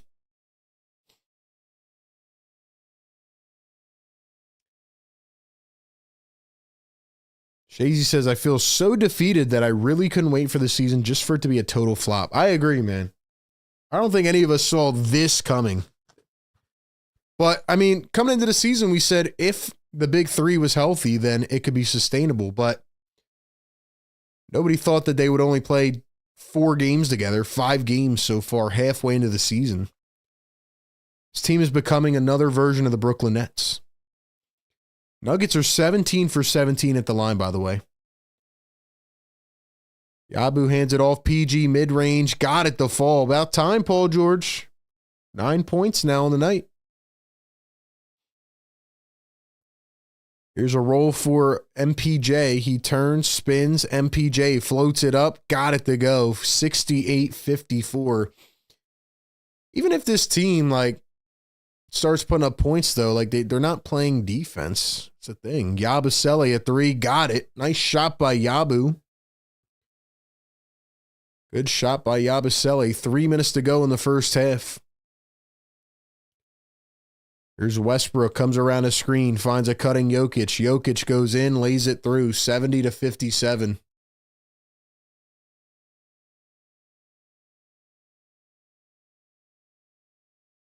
Paul George guarded by Jokic.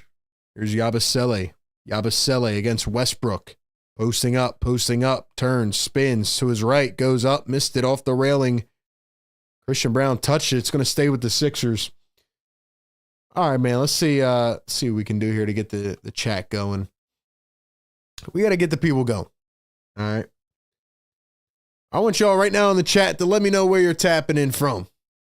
Where's everybody watching the show at tonight? Give me your states, your cities, your towns. Where you guys tapping in from watching Philly take the night? Paul George has passed up a 3. Edwards a triple. He airballs it. Paul, why'd you pass that up? Podcast P just passed up a wide open 3.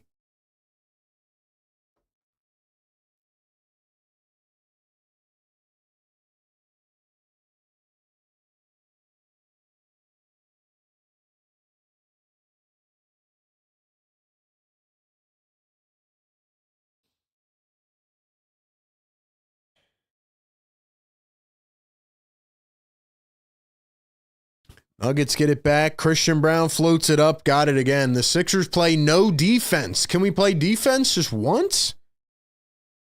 72-57. We've given up 72 points in the first half. Dear Lord. Maxey crosses, dribbles, drives, one bounce. Gordon, Edwards, corner 3. Got it. My gosh, we got Upper Darby in the chat. Denver, we got Denver in the house. Northeast Philly in the building. Collegeville, PA. Waco, Texas, my bad. Another miss by the Nuggets. Here comes Maxey. 1:29 to go in the first half. Maxey going to cross over, hand it back. Yabusele open again. Yabu! He's on fire. Jokic down the other end, cherry picking. He goes up. Lays it behind his head and one.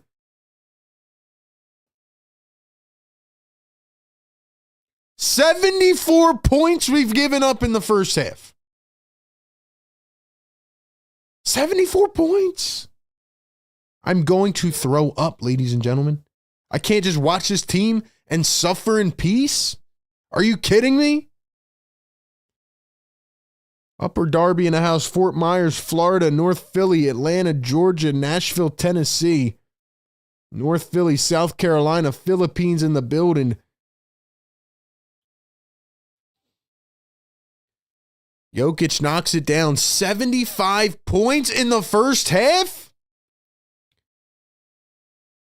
Dear Lord, man. Like, why? Edwards going to dribble in, kick it back, stolen away again. Fast break Nuggets. Brown all the way. Missed it. Porter gets the rebound. Got it to go. 77 points.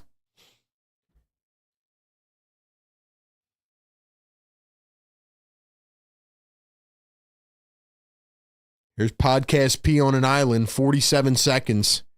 Almost threw it away. Maxey back to Paul George. Turns, fades. Got it. Nice shot, Paul George.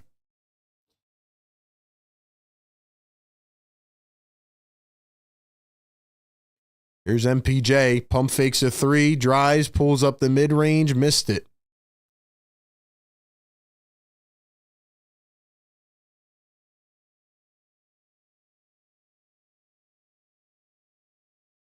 $19 seconds to go. Sixers down by 12.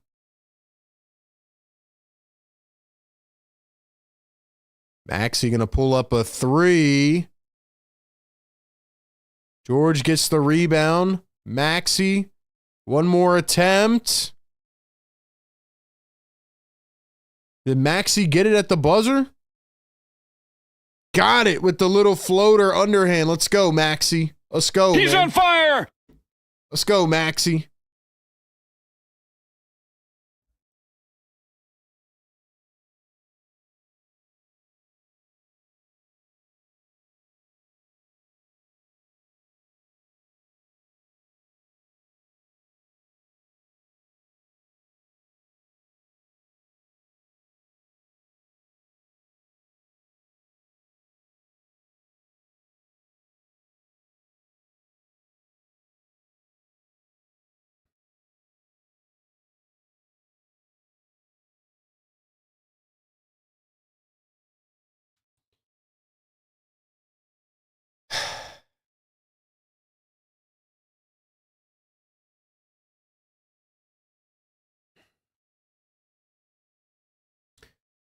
Here's my thoughts on the first half, man. We'll get into it, man. But 77 points?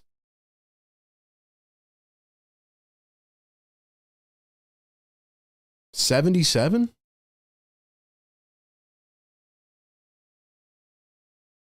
I can't believe what I just saw. 77 points in the first half. Nuggets are third in the league in scoring, 120. I get that. But 77? Sixers are, what, number 11 in defense? Sixers are 11th best team in defense. Nuggets are 23rd. I would expect the Nuggets to give up 67, but the Sixers to give up 77 points. I mean, you just can't even make this up. Can't even make it up. Nice finish there by Maxey, 19 points. We're well on our way of hitting the over on BetUS. This is the Sixers Game Day Live Show presented by National University and as always powered by BetUS. Ladies and gentlemen, you know what we need to do, man. I need the vocab wizards in the chat. I need the Sixers scholars, the vocab wizards in the chat, man. Do me a favor, drop one word in the chat right now to describe this game. Drop one word in the chat to describe this game. The Sixers trail the Nuggets 77-67 at halftime. Late game here on the East Coast. We'll talk about it all. We'll break it down. JB $2 Super Chat says Mad Maxey rules the third. He does. That's his quarter. So, I mean, he just had a great second quarter. He had 13 in the second quarter. Big quarter by Maxey. But if he can go off in the third, maybe they'll have a chance. Maybe they'll have a chance. Tyrese Maxey's literally carrying his team. Yabusele with 12 off the bench. But yeah, man, give me one word in the chat right now to describe this game. If you had to sum it all up in one word, give me one word in the chat to describe this game. We'll get to my word, and I'll read out a couple of them in the chat, but let me give a shout out to BetUS. Ladies and gentlemen, right now go to betus.com.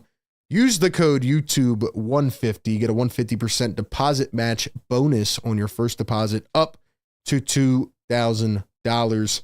We took Maxey on the over 29.5 in this game. He always cooks Denver. He always plays well. And Tyrese Maxey right now has 19 points at halftime. So if he gets 11 more points, we're well on our way to getting it done. Sixers were a 13.5 point underdog. Right now they are covering that. We'll see if they can hold on to it. But shout out to BetUS. Go to betus.com. Use the code YouTube150. Check out all their bonuses, man, especially for the NFL playoffs. Eagles trying to get a W this weekend. Go check it out on betus.com. All right, man. My word of the half is whole. And no, I'm not talking about W-H-O-L-E. I'm talking about H-O-L-E. Whole. Because every possession down the floor, there's a hole on defense. Hole. Whether it's a transition bucket with Jokic already beating everybody down the floor. I don't know how Jokic and his big self can beat your guards back down the floor. Whether it is a fast break, whether it's just a normal, possession in the half court, and it's just a normal, offensive set. I just don't get how the Sixers are letting up this open, of holes in their defense. I don't understand how they're giving up wide open threes. Now, we could look at the Sixers and be like, yeah, they have 67 points. It's, fine and dandy. But the fact of the matter is you've given up 77. So, honestly, the 67 for me is not that impressive, especially against a team that's bottom third in the league in defense. So, that's where I'm at. My word of the half is whole. Give me yours in the chat. Lou says lethargic. Juan says expected. James says defenseless. Mike says fouls. David says pathetic. Speaking of fouls, by the way, Mike, the Denver Nuggets at the line in this game at halftime, 18 for 18. Sixers are 5 for 5. That's pretty crazy. That's a big disparity. Scott says skiing. Stocky says tank for flags. Sad. Wait. Pathetic. Susceptible says Banj. Good word. Good word, Banj. Lane says meaningless. Banj says Eagles will win Super Bowl because of Sixers sacrifice. Hope so. Why is Van Gundy glazing the Nuggets? That's what they do, man. He always does that. Van Gundy does not like the Sixers by any means. He doesn't like Joel Embiid. He doesn't like the Philadelphia 76ers. He loves the Denver Nuggets. That's what he does, man. Dom says instability. Do we think Paul George gets more than 22? I don't know about that. Edwards says possible. Dom says, what does that say? Languidness? I don't even know what that means. Jermaine says lackadaisical. Sixers couldn't even score 68 points. Pathetic. Like I said, it's nice to score 67. That's really nice. But the Nuggets scored 77. They're shooting 56% from three. Neither team is really playing a lot of defense, but I still think the Nuggets are getting their buckets a lot easier. I still think they're getting a lot easier, wide open looks. Julian Strawther, all right, would Nick Nurse play Julian Strawther? He's 14 points off the bench, 4 for 5 from three. It's actually unbelievable if you think about it. This guy's going off, man. In a game where Jamal Murray has only shot the ball 5 times and has 5 points, Nikola Jokic 18, 3, and 5 with 2 steals. And MPJ's got 11. Christian Brown with 12. Sixers can't get a stop on defense. They have allowed 30 points in the paint. They're getting out rebounded. No surprise there.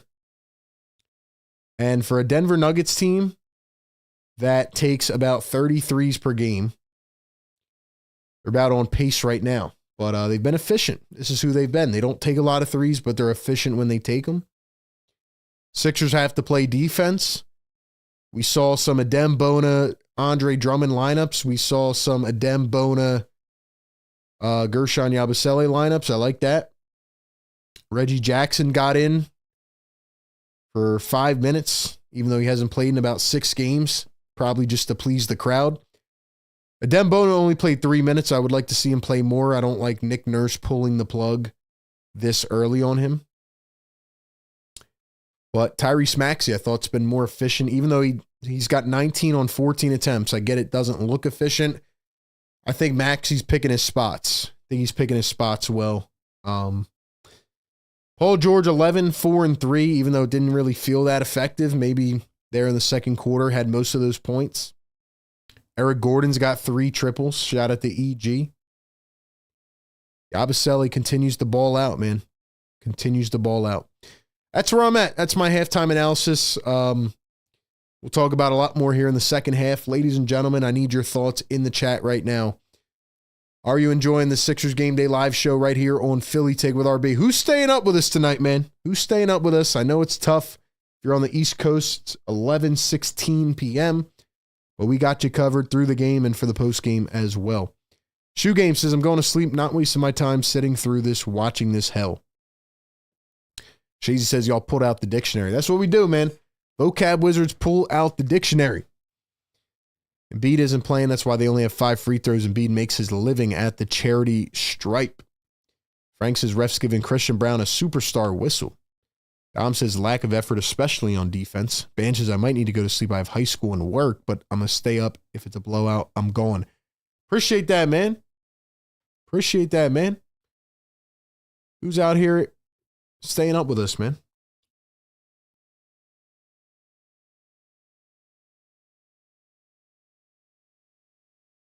And I can't blame you if you're going to bed, but how do we feel about the Sixers and their next couple of weeks? How do we feel about the next couple of weeks? Should the Sixers tank? Should they sell all of the veterans?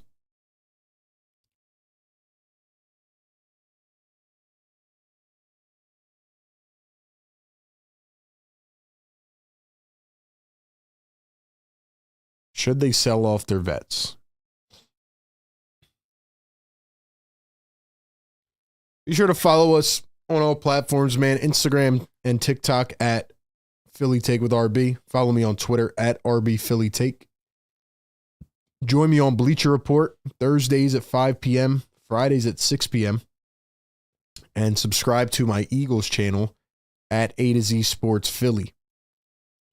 Big game upcoming this weekend.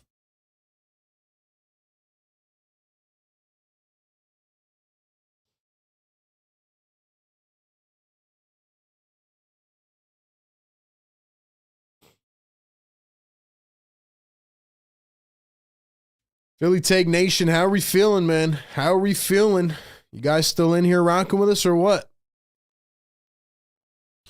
Banches, love the show, RB. Nobody can do it better. Thank you, my boy. Appreciate that. Appreciate that.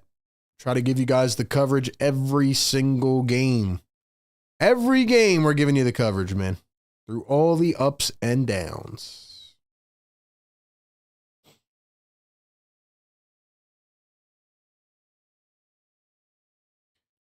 Maxie kicks some Denver butt tonight. Yes, sir, says Edward. Tikas is Yabu playing for his generational wealth next contract. Nerlin says only 10 points. C-Block says there's no need to make a trade at the deadline because why give up assets if we're not going anywhere? But should they tank? Should they give up Oubre and Caleb Martin and try to get these guys out of here or what? Or what? What do you guys think, man?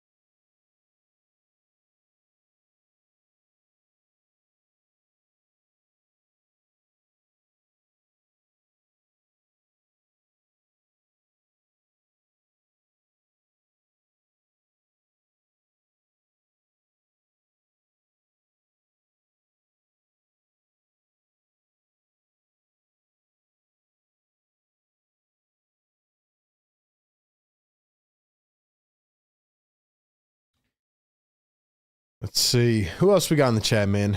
Edward says Nick Nurse has to stop tripping and play his younger basketball players. Driving says probably best to lose more than win.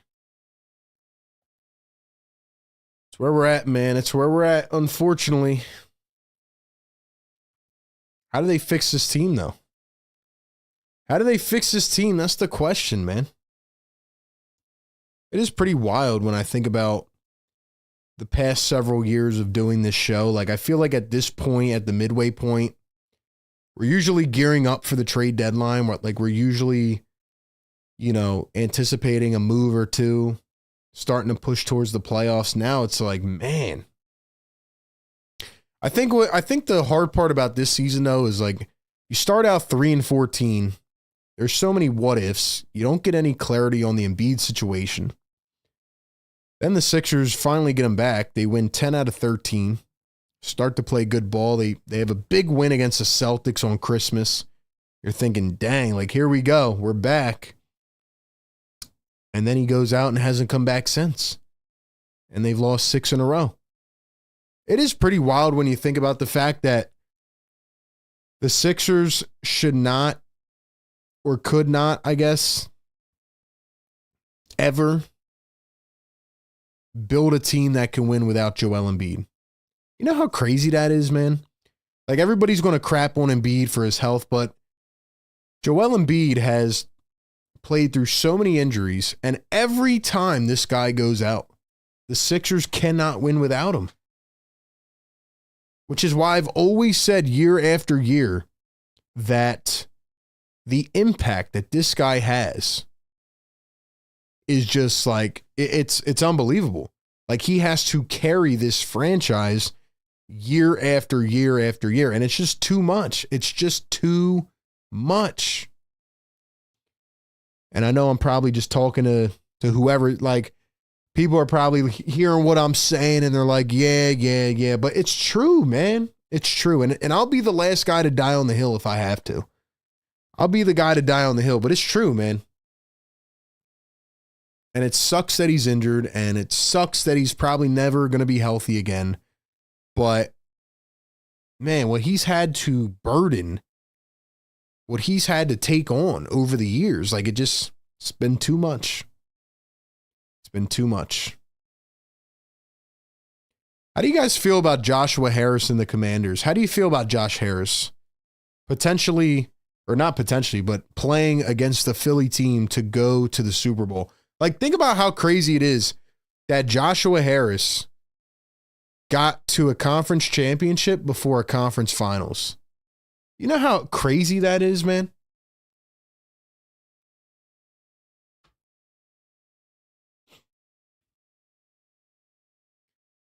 Here's Paul George coming around a screen from Drummond as we begin the third. Welcome into the Sixers Game Day Live show. Here's Maxey, drives the lane, floats it up. Got it to go. Tyrese with a banger here. He's got 21 points and counting. Let's get it going, man. Here's Nikola Jokic going to hand off to Murray. Drives, kicks. Westbrook for three. That one bounces out. Picked up by the 76ers. Here comes Paul George down the lane. George, one-on-one, going to pull up against Christian Brown. Tried to bank it home, could not get it to go.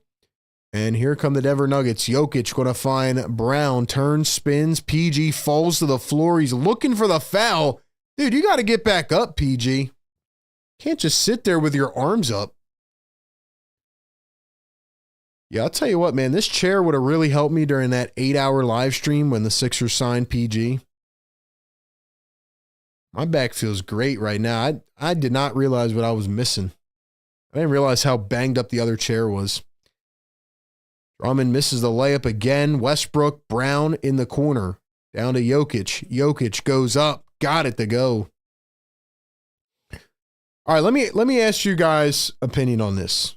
If you had to guess right now in the chat, which players are going to be traded ahead of the deadline, who would you say? Like your honest prediction for what the Sixers do. Who's going to be traded? Maxey drives, lays it up, rolls off the rim again. Here come the Denver Nuggets, 5-on-4. Christian Brown to the corner, MPJ for three and drains it. It is a 15-point Nuggets lead. Once again, the Sixers outmanned. Nuggets on a 7-0 run. Paul George down low. Drummond goes up and yams it down. 13-point game now.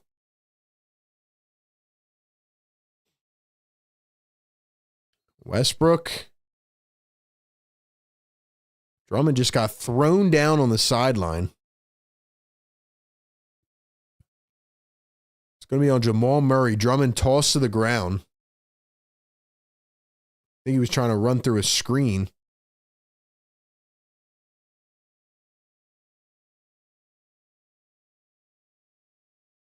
It is pretty crazy how I come into these games not expecting the Sixers to win again. Like, I can't even tell you the last time I thought they were going to win a game. Paul George steps off of 1 foot, can't get it to go, doing cardio. Here come the Denver Nuggets. Christian Brown drives the lane, goes up, and he is fouled. So if I had to predict what the Sixers were going to do at the deadline, I think they're going to trade Andre Drummond. I think they're going to trade Kelly Oubre. I don't know if they can trade the Martins because they've been injured, and I don't know if anybody wants them. Caleb's on a first year of a 4-year deal. KJ could definitely be traded. I don't know if anybody wants him, though. Free throw good by Brown.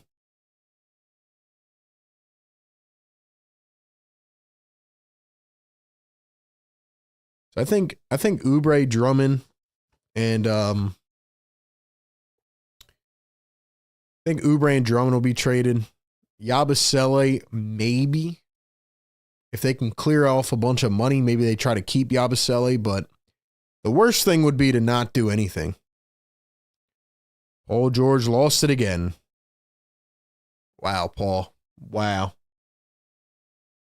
Westbrook reverse layup, got it. There's nothing for me to even say as Nick Nurse takes a timeout. Like, It's really sad how this team has sucked the emotion out of me. I'm just here watching and calling the games at this point. I'm just calling the games at this point. Banches, I had practice today and I fell on my back. It hurts. I know the feeling, man. I think they trade both Martins and Gordon. Driving says I'd be pissed if I lived in Philly. Josh Harris is a bleep. Please get PG out of here. His shot looks careless. I just don't know who's going to take PG's contract. The good part about the Sixers is that going into next season, if they can move some contracts, you know, Maxey, McCain, and maybe a top 6 pick, that's a great start to build a young, fierce team. But, yeah, man. That's really all we got. That's what we got.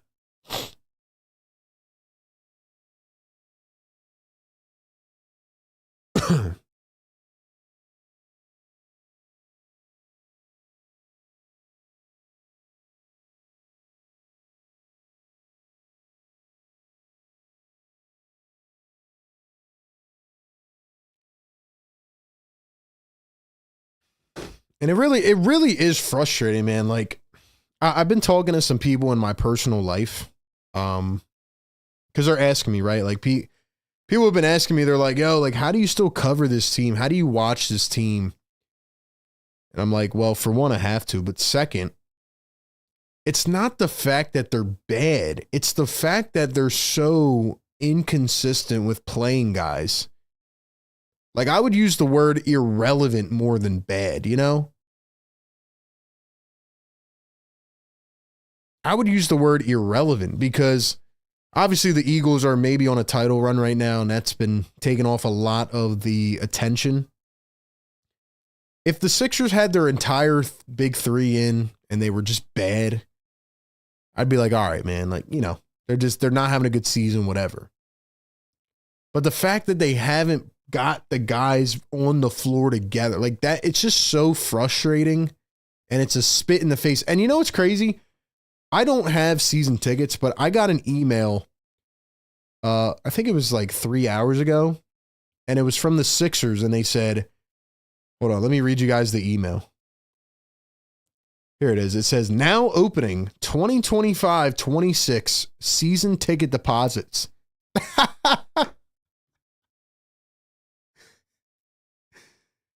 Did the Sixers have any awareness on what is going on?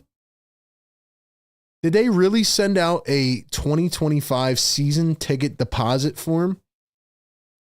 The 2024 season ticket holders are in uproar. And they're sending out season ticket forms. Like, bro, who is going to buy season tickets for next season? I mean, this organization has no awareness. I think overall what I'm trying to say is, with the expectation they had and not being able to play any guys on the floor, it's depressing. It is. This team can't even win a game. They can't even win a game, man. Like, they're trying to win. They can't win. They're not good. I don't know if this team's going to win a game in the next 2 weeks. I'd be even happier if they just didn't even win 10 out of 13, because now they'd be like top 5 for the draft. But Porter Jr. hits a 3. Now they're down 18. I've never covered a team like this. I guess that's a good thing, right? Like, over my last 5 years of covering Sixers and Eagles, like, they've been pretty good most of the time. I mean, I covered the Eagles when they went 4 and, what was that, 4-12? No, 4-11-1. But dang, this type of year is just brutal, man. Brown fouled, goes up and one. And one.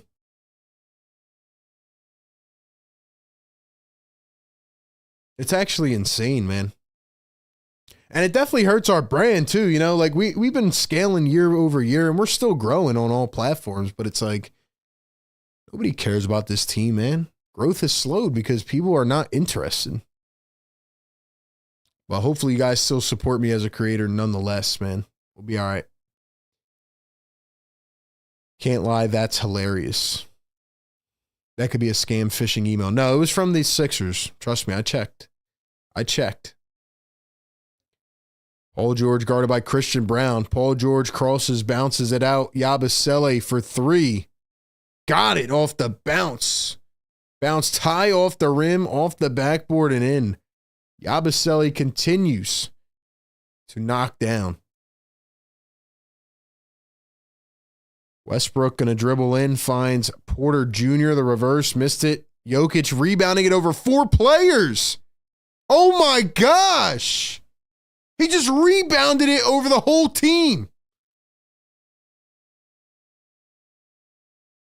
Bro, somebody's got to capture that screenshot and send it to me. That's got to go in the freaking Sixers 2024 Hall of Fame. Holy crap.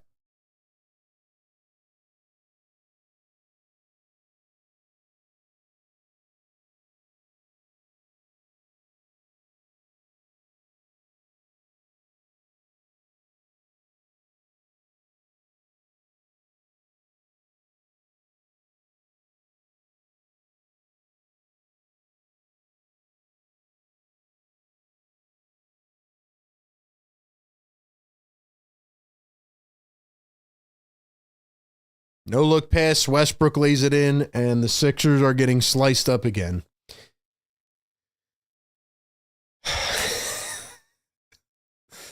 Like I said at the beginning of the show, man, we have to talk about other things during these streams, man, because we're going to drive ourselves off a damn bridge. We're going to drive ourselves insane.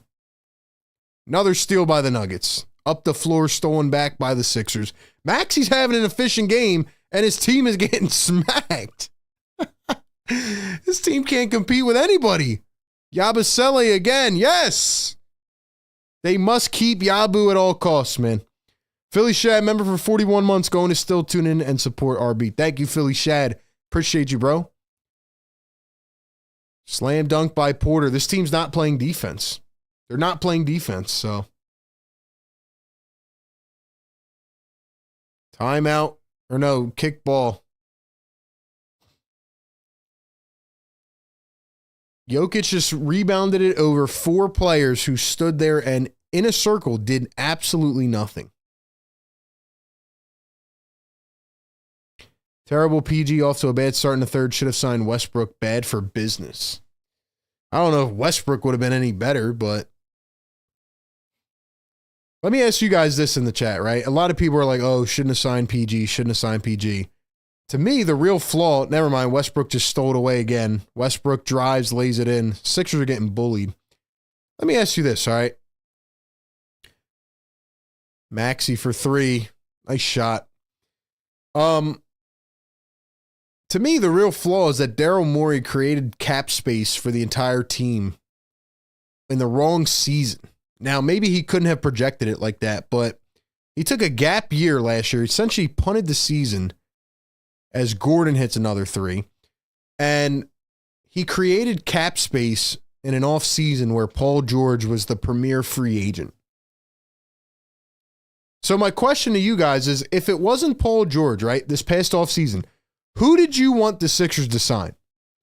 Now, I know there's going to be people that say they should have traded for Jimmy Butler. All right, well, you would have had to give up probably 2-3 first-round picks along with, actually, you didn't even have any roster. You had Joel Embiid and Tyrese Maxey. Sign and trade Tobias. Who did you want the Sixers to sign? That's my question. Who'd you want them to sign?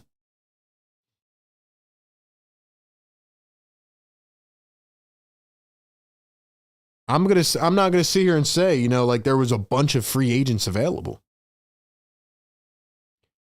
I always said that Paul George was not a perfect option, but I thought he could be a good third option, better than Tobias Harris because of the numbers he was putting up. Now, unfortunately, we haven't gotten to see him for an extended time in the third option role. I think Paul George would be much better suited in the third option role, but you had to overpay. And by overpaying a third star under the new CBA constraints, you can't build out the rest of the team with a lot of solid talent unless you hit on young guys, hence Jared McCain. And then Jared McCain ends up getting hurt. Kelly Oubre. I thought Oubre was a decent pickup, bringing him back.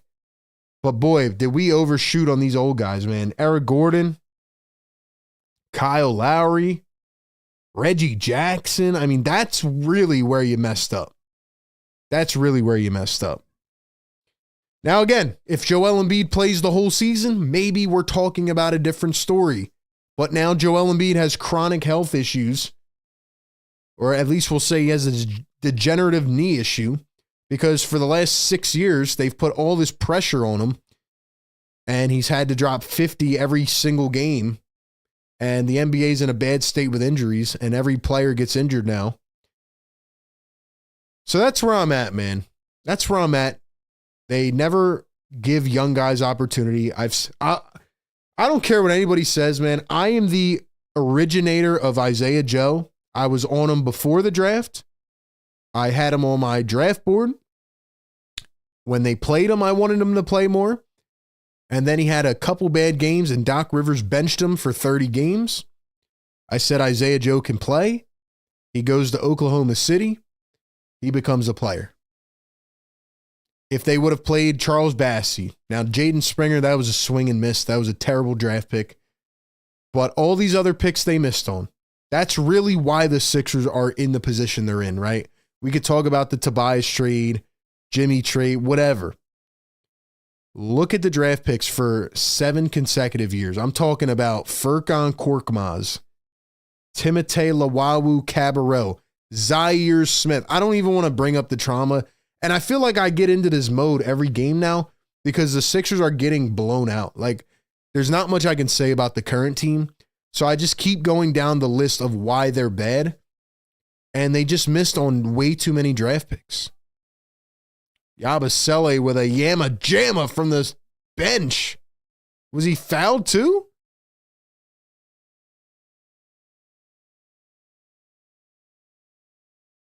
And he was fouled. Drop the ones, man. Drop the ones in the chat. We got to get excited about something. Yes, sir. Drop the ones in the chat.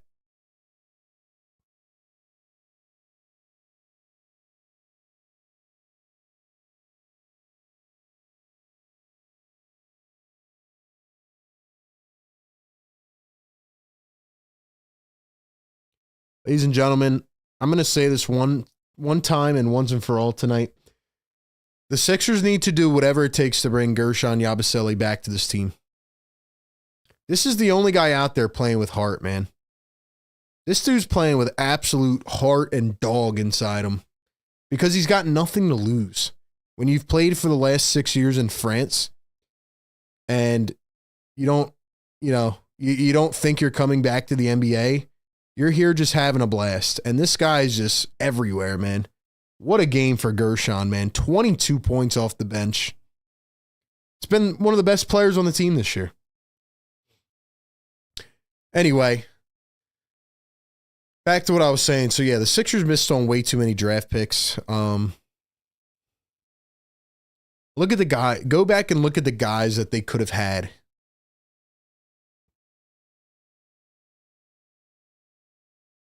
Maxey going to turn, spin, find Council. Council for 3.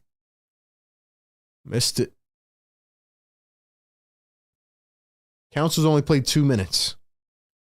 So because some of the older guys come back, Ricky Council and Adembona only have played a combined 5 minutes. I just don't like it, man. I just don't like it, man. Why are they still playing old players? Just play the young dudes, man.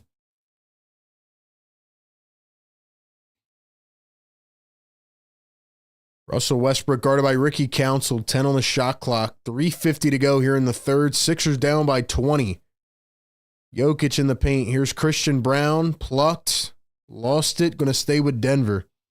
Traded Bridges on draft night. Man, as a Nova fan, you don't know how much that trade pained me. You don't understand how much that pained me. That was the year before I started covering this team independently. I will never forget the way I felt that night when they traded Mikal Bridges. I was so happy. I was over the moon when they drafted Mikal Bridges. Just to hear that they traded him, man, it was like one of those moments like you fall to your knees. Like I literally fell to my knees. Jokic going to pull up a three. Got it. And it's not even like Zaire Smith was just decent. The guy literally never played and almost died from a peanut allergy. Like that is the most Sixers route ever. Maxey steps back at two, got it the fall. I hope Zaire Smith is okay. I know he got back in the league a little bit, but I don't think he's on a roster now. He's probably overseas somewhere.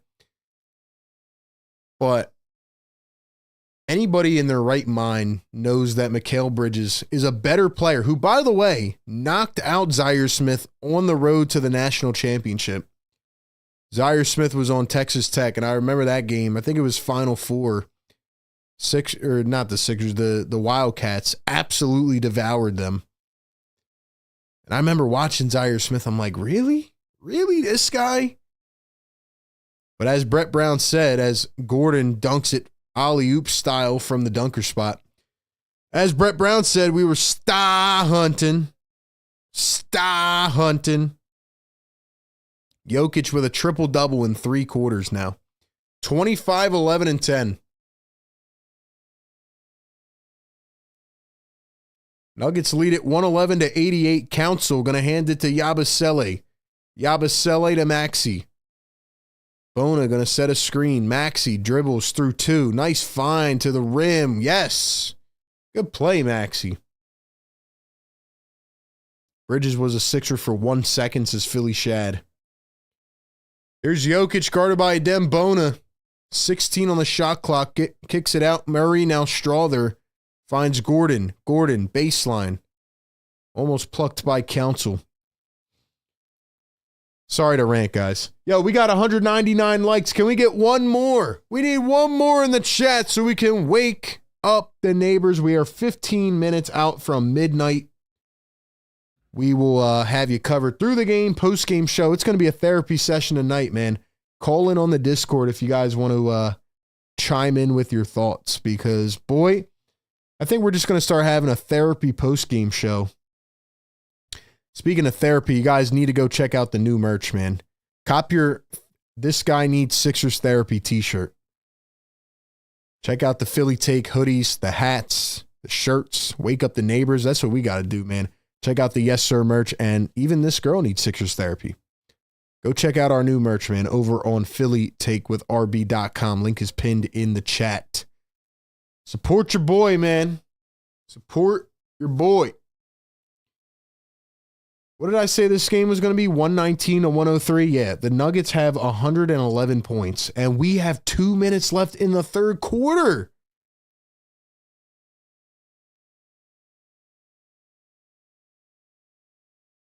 This is unbelievable, man. Unbelievable. At the time, Sixers under what Colangelo wanted a defensive presence. No, that wasn't it, Riaz. They traded it so they could get a first-round pick back to go trade for a star, and they got Jimmy Butler. But they should have never traded Bridges. He was exactly what the team needed, which was a 3-and-D wing. He needed a 3-and-D wing, man. And they drafted him and traded him. Here's a miss by Peyton Watson. 2:20 to go here in the third. We got 200 likes. We're going to sound that siren, baby, for the real ones in the chat. Here's Tyrese Maxey. Chucks up a triple. Missed it again. Yabusele with the rebound. Dude, I love Yab. I'd run through a brick wall for Yabusele. Yabu fades from the baseline. Can't get it to go. Sixers down by 21 points. 1:56 to play here in the third. 3-ball from Strother. Missed it. Jokic the rebound. Watson, Murray, dribbles, drives, over Council, banks it home. Ladies and gentlemen, let's play a game in the chat right now. How many points are the Nuggets going to score in this game? Could they hit 140? Here's Kelly Oubre going to find Tyrese Maxey. Maxey guarded by Watson. Oubre now Bona. Back to Oubre. 4, 3, 2. Oubre up in traffic. Got it to go. Philly Shad dropping the yes sirs. Drop the yes sirs in the chat, baby. Let's go. Let's go. Wake up the neighbors. Yes, sir. Let's wake them up, baby. Let's go. Let's go. Screw the neighbors, man. Let's get it. Let's get it. Gordon kicks it back. Jokic, 7 on the shot clock. Straw there for 3. Can't get it to drop. Let's go, members. Drop them yes, sir emojis, man. Counsel the pump fake, the dribble, the drive. Goes baseline, reverse like. Got it to go. Big time shot by Ricky Counsel. Here's Peyton Watson on the other end. Steps into a 3. Missed it. Jokic just got a rebound over Maxey. Yo, I have never seen a guy get such effortless rebounds right now like Nikola Jokic. I've never seen a guy rebound this easy, man. Jokic looks like he's 50 feet tall out here. He looks like he's 50 feet tall out here.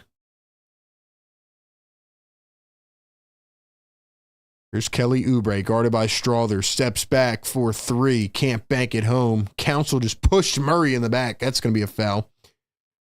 I love Yabu when he played on the Celtics. Says Alex. Banch is 139. 145. Drop them, yes, sir. Let's go, man. Let's go, baby. David says down by 20 and still hyped. Yeah, that's what we do, David. That's what I do, man.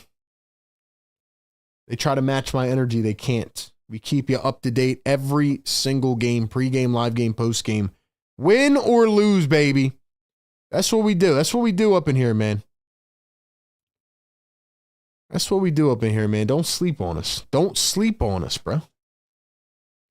Don't sleep on us, bro. 6 seconds to go here in the third quarter. Ladies and gentlemen, welcome in Sixers Game Day Live. I'm RB. Let's keep it rocking and rolling up in here, man. Sixers will be good again one day. No worries. No worries. And the second free throw is good. 117-94. 5, 4, 3. Maxey, Counsel, sidestep for 3. Missed it. Missed it at the buzzer.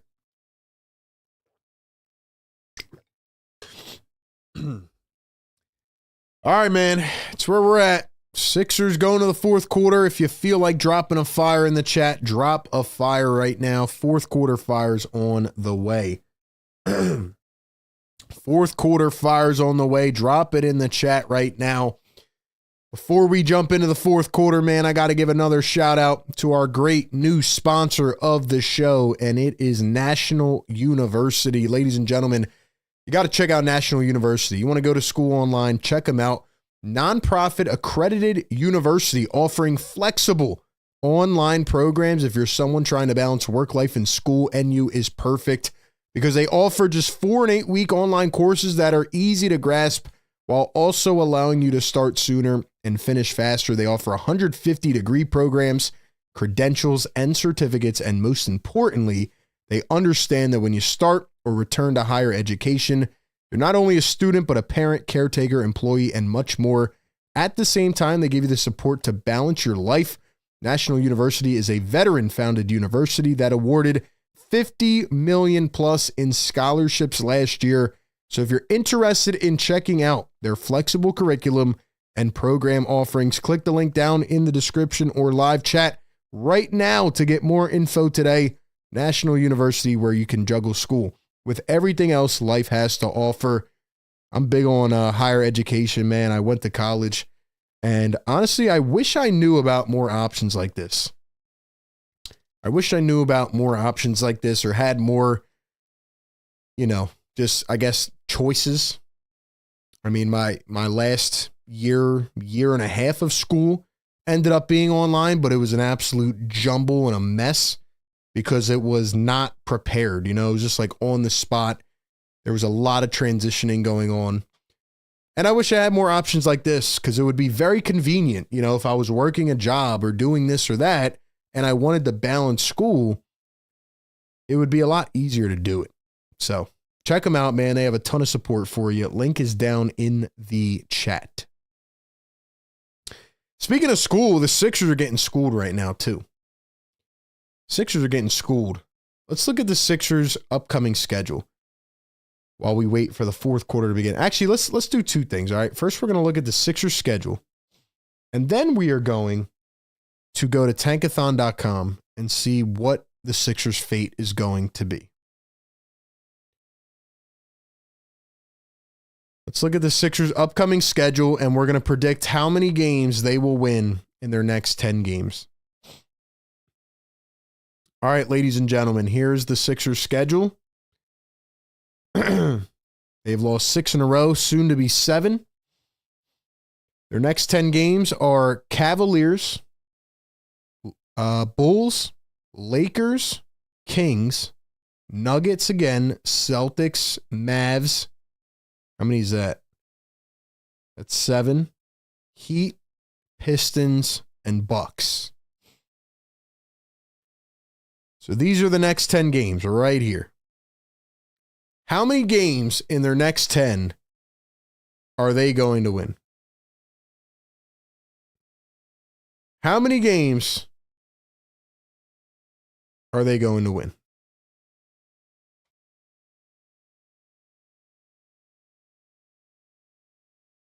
That's my question to the people in the chat. Drop your predictions right now.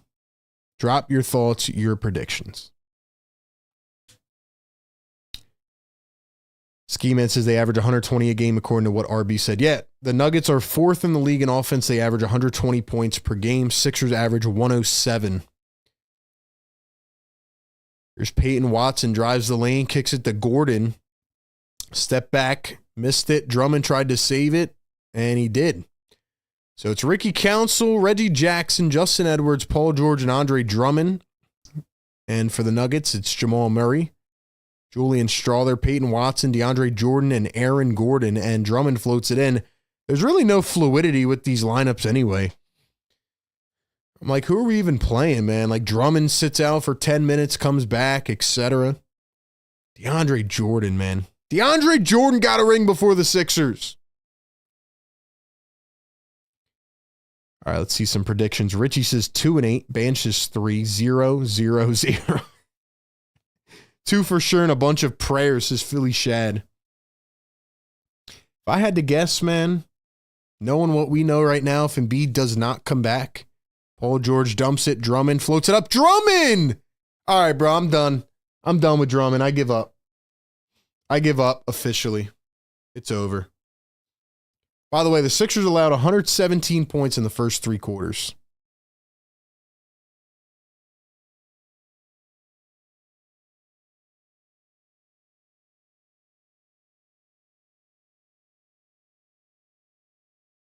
I'm done with Andre Drummond. I'm sorry. I got to take a minute. I got to tweet this out.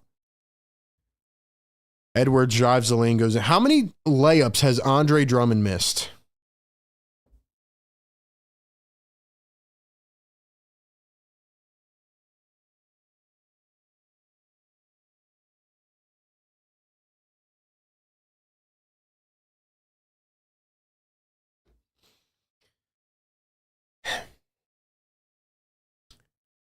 Straw, they're going to drive, turn, spin, float it up. Drummond lets it go. Has Andre Drummond quit? Is Drummond done? Like, what's he doing, man? What's he doing? If I had to guess how many games the Sixers are going to win, Edwards knocks down a 3. Yeah, I would say like 2. I'd say 2 maybe. Maybe 0 though. Chris says hopefully 0 captured a flag. I'm starting a new movement soon, though. It's going to be the race for ace. The race for ace, you heard it here first. If you hear it anywhere else, you heard it here first. Council for 3, got it. Ace Bailey would be nuts on this team. Banj, have a good one, bro. Will Embiid play in any of these games? Probably not, Richie. I think they're going to shut him down for the season, honestly. 3-ball Strawther got it again. How many threes does he have? How many does he have? Dear Lord. What are we doing, bruh? 5 threes for Strawther. I mean, this is nuts. 3-ball, Paul George missed it again. Ladies and gentlemen, are you done with Paul George? How do you feel? How do we feel about Paul George? Gordon again off the bank, got it to go. How many points will the Nuggets finish with? 126. Riaz says Van Gundy saying Morey may make a move at the deadline if Embiid is healthy. Van Gundy doesn't know what he's talking about. He hates the Sixers. Drummond trying to dribble and drive. What are you doing, Drummond? Yo, I've never seen a player like Andre Drummond. Like, I've never seen a player have mental lapses like Andre Drummond. I'm kid you not. I've never seen a player have mental lapses like Andre Drummond. He just decided in the middle of a play that he wanted to turn into Aaron Gordon. What Aaron Gordon just did on the other end. I just saw Andre Drummond. It was like a trigger that activated, and he just put the ball on the floor, started trying to dribble like a guard. Like, what are you doing? And he just got benched after that. He just got benched for Pete Nance. Gordon for 3 again, got it. Dude. The Nuggets are going to finish with like 160. Bona turns. Here's Justin Edwards for 3. Can't get it to fall. They have 130 points with 7.5 to go.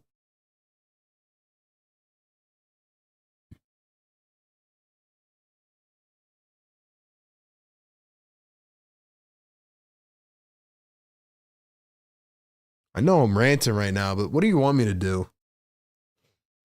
What do you want me to do, man?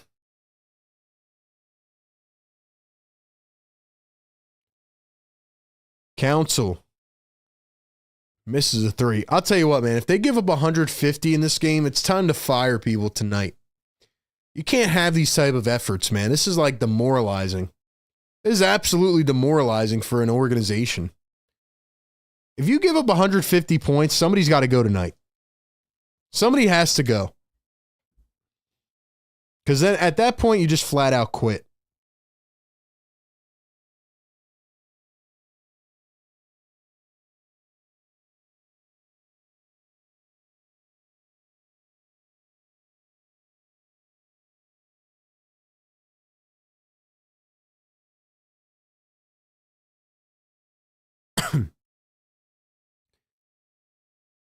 Julian Strawther step back 3, missed it. DeAndre Jordan the rebound and fouled on the board. They're letting DeAndre Jordan out rebound him.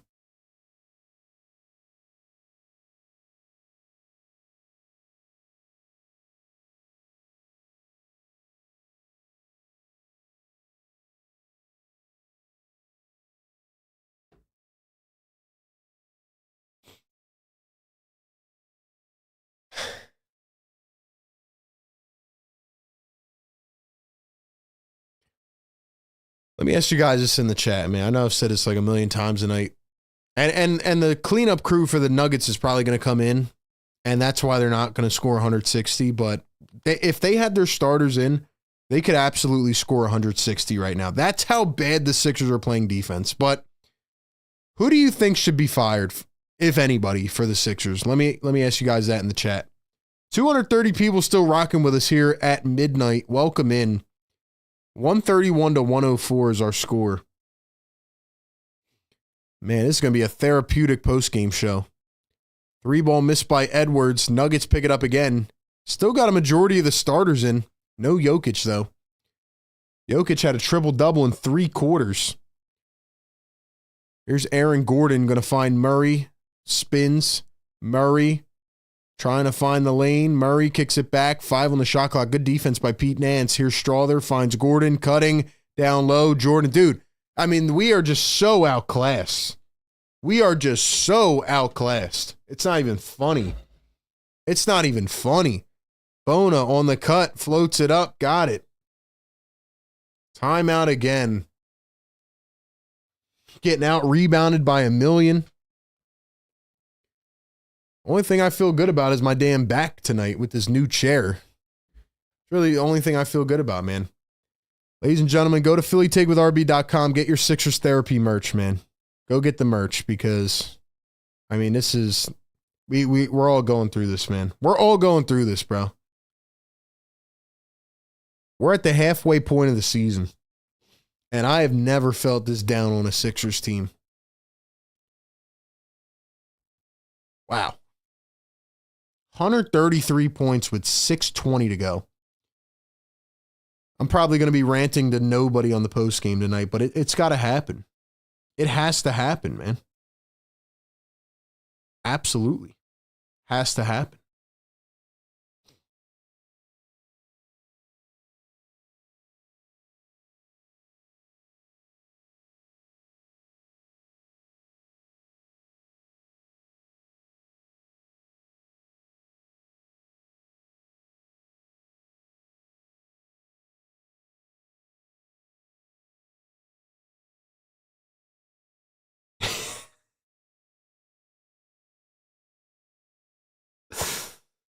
I'm laughing because I'm reading my Twitter, man. I can't believe this is a reality. I feel so numb with this team.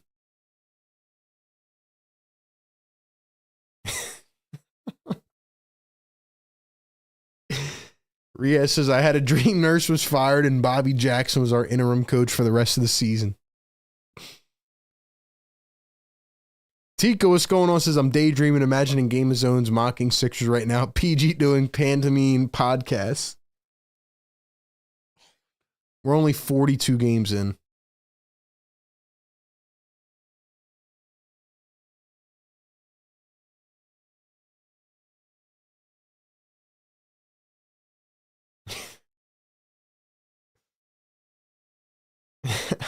It kept us up till midnight for this, man. I learned things about this team every game, but I got to tell you, man, what I'm seeing from Andre Drummond right now is just it's what's on my mind.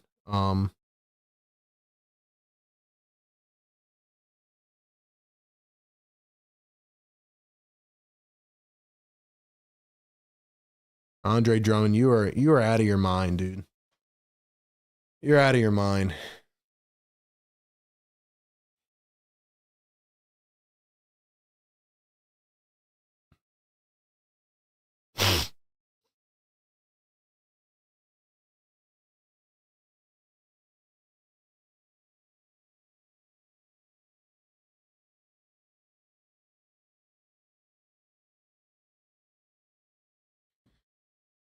All right, let's go to tankathon.com. All right, let's see how many tries it takes us to get to the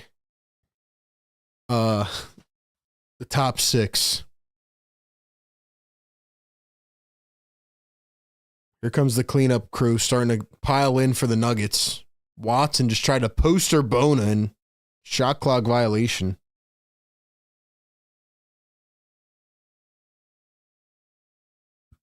Yeah, so the Nuggets are going to slow down now, but let's see. They just brought in Jalen Pickett, 25 years old, out of Siena. They brought in Hunter Tyson out of Clemson. That's where we're at. Council floats it up. Missed it short. Out of bounds. Nuggets ball. Bang. First try, baby. First try?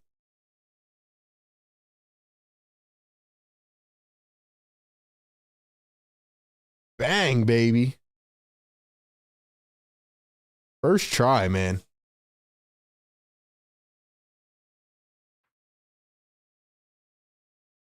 That's what we need right there. Jeff Doughton in for the first time. I forgot about him.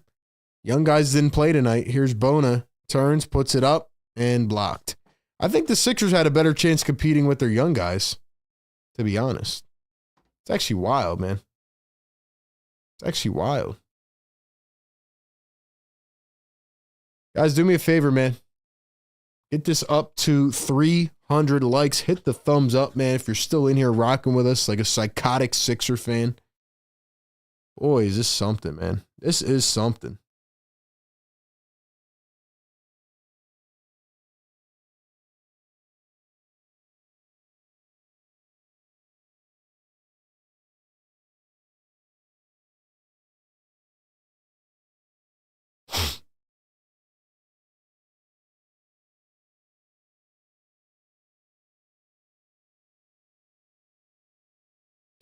Jermaine says, wow, this is embarrassing. Yeah, that's a fact. Bona going to miss the free throw. Picked up by the Nuggets, 135 to 107. 5:02, fourth quarter.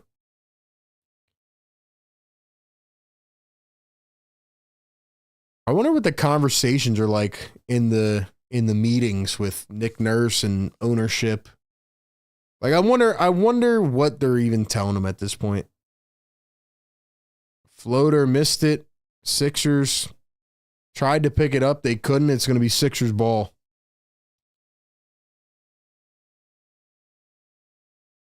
.440 to go here in the fourth. Out and up top. Going to find a Dem Bona. Bona going to find Council. Council going to find Edwards. Dribbles, spins, back to Council. 7, 6, 5. Council. ISOing. Council. Crosses, goes up. Missed it.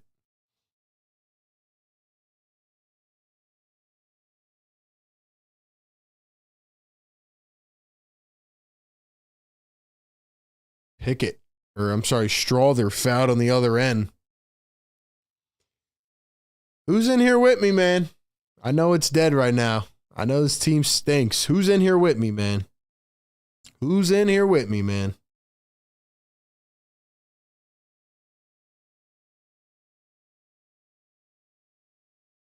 Inbounded and stolen away. I don't even know who that is. Who'd they just bring in?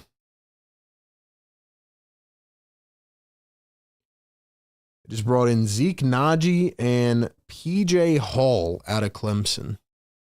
So they brought the complete cleanup crew in. And that is where we're at, man.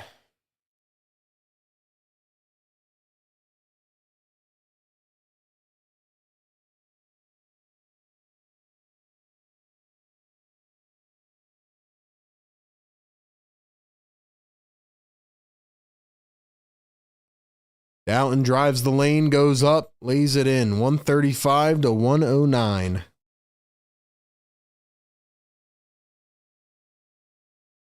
PG probably in the corner taking a nap. Here's Julian Strawther. Peter Hall sets a screen. As we wind down, Sixers are going to take another L. It's going to be 7 in a row. All-time bad vibes for the Philadelphia 76ers.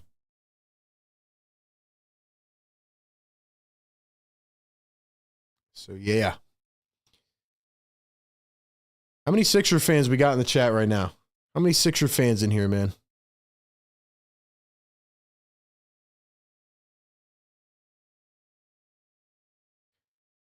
There's a pull-up. That one was Pickett. Wow. What a shot. Jeff Doughton Jr. guarded by Pickett. Bona going to set a screen. Jeff Doughton steps back for 3. Missed it. Here comes Tyson. Hunter Tyson floats it up to PJ Hall, and he slams it down. I mean, we're getting smacked by the cleanup crew. Did they just call a timeout? No way we just called a timeout. No way we just called a timeout, bro. Hunter Tyson and PJ Hall. I can't even, bro. I can't even. Should I start wearing a paper bag on my head in these streams? Like, this is unbelievable. This is actually unbelievable if we're being honest. Well, this is the point in the show where I say thank you for sticking with RB. I know there's a lot of people that are out there frustrated, but thank you. Thank you for being a part of this show and sticking with me and watching these games with me, man. It's not easy. But when the Sixers do get good again and, you know, when things maybe turn a corner, I'm going to remember all the people that are in here with me through the suffering times, man. I wasn't streaming back during the process days, but I know it would have felt like this. And it's hard to watch this team, man. But hey, we're going to do it regardless. My job is to break it down pre-game, live game, post-game. So do me a favor, man. If you enjoy that coverage, drop a fire emoji in the chat. If you're still loyal to RB and you're rocking with us, drop a fire emoji in the chat, man. I want to know who's still hanging in here with us, man. Brutal, brutal game again. But yeah.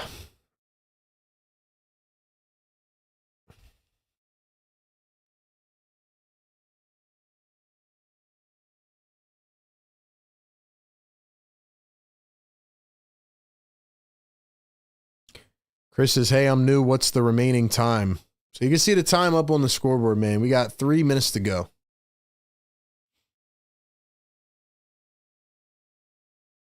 Ray Coleman dropping the fires. Amin dropping a fire. Clint, Dave Jones, Paradise. Let's go, man. Hinky says, why even play PG? What's the point? Yeah. PG has been brutal, man. The one thing I've realized tonight is that this team has officially given up. Like I said in the past couple games, they've been trying to play defense and this and that. They've given up. They've absolutely given up. They have realized what the situation is. And they've realized that there's just no hope for this season. So that's where I'm at with it. And I'm going to cover the games. And we're going to have fun, man. We're going to have fun. Regardless.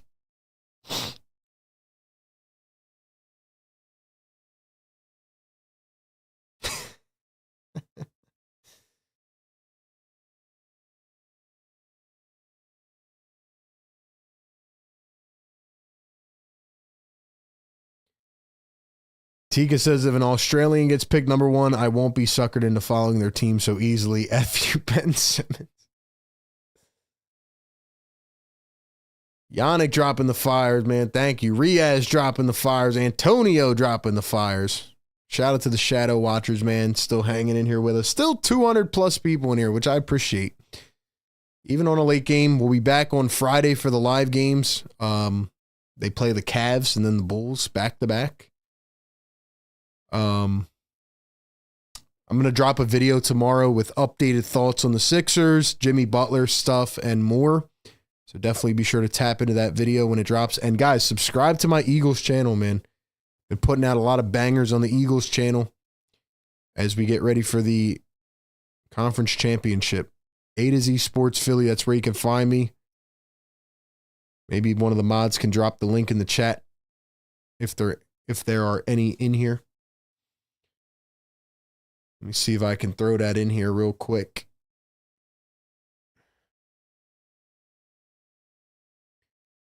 $139 to $109.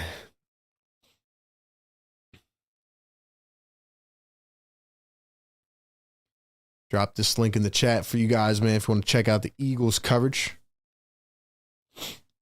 Another miss. Here come the Nuggets. 2:05 to play. It's 139 to 109. 30-point lead.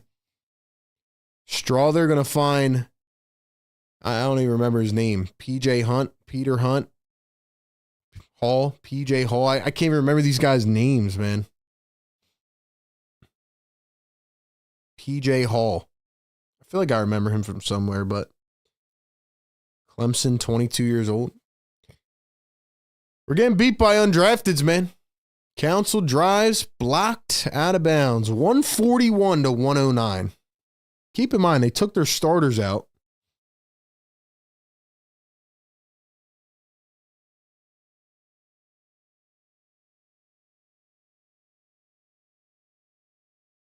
Jokic didn't play the fourth.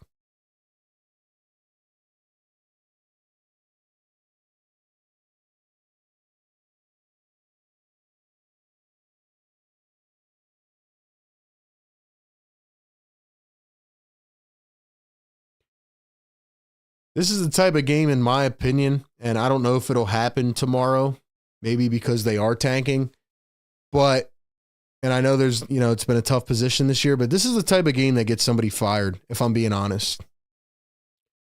The Sacramento Kings had lost like 5 in a row, I think, at one point, and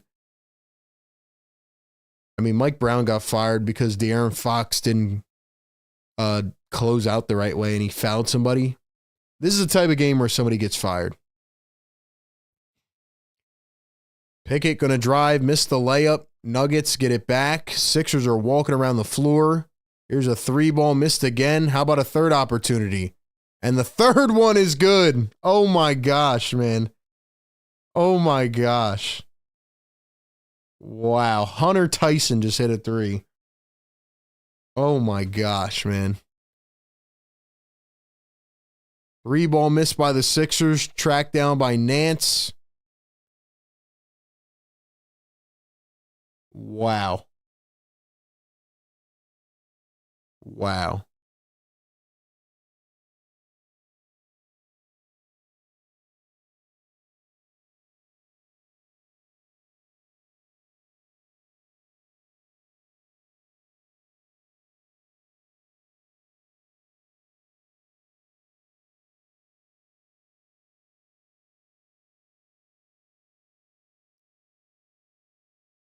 Jokic with another triple-double, and the Sixers get plowed again, 144 to 109. Sixers give up 144 with Jokic not even touching the floor in the fourth quarter. We'll be back in a few minutes with the post-game show, but I want to give another shout-out to everybody in here. Shouts to the members and everybody else, man. Shout out to the partners of the Game Day Show for the second half of the season, National University, BetUS, and RocketMoney. Appreciate all you guys hanging in here with me. We got a post-game show to do. It's late. It's almost 12:30 in the East Coast. But I got to talk about this, man. The Sixers just got aired out on national television. I got to talk about this team, man. We got a lot to say coming up here in just a few minutes. Stick around. And I got some strong thoughts about what needs to happen tonight. So we'll be back.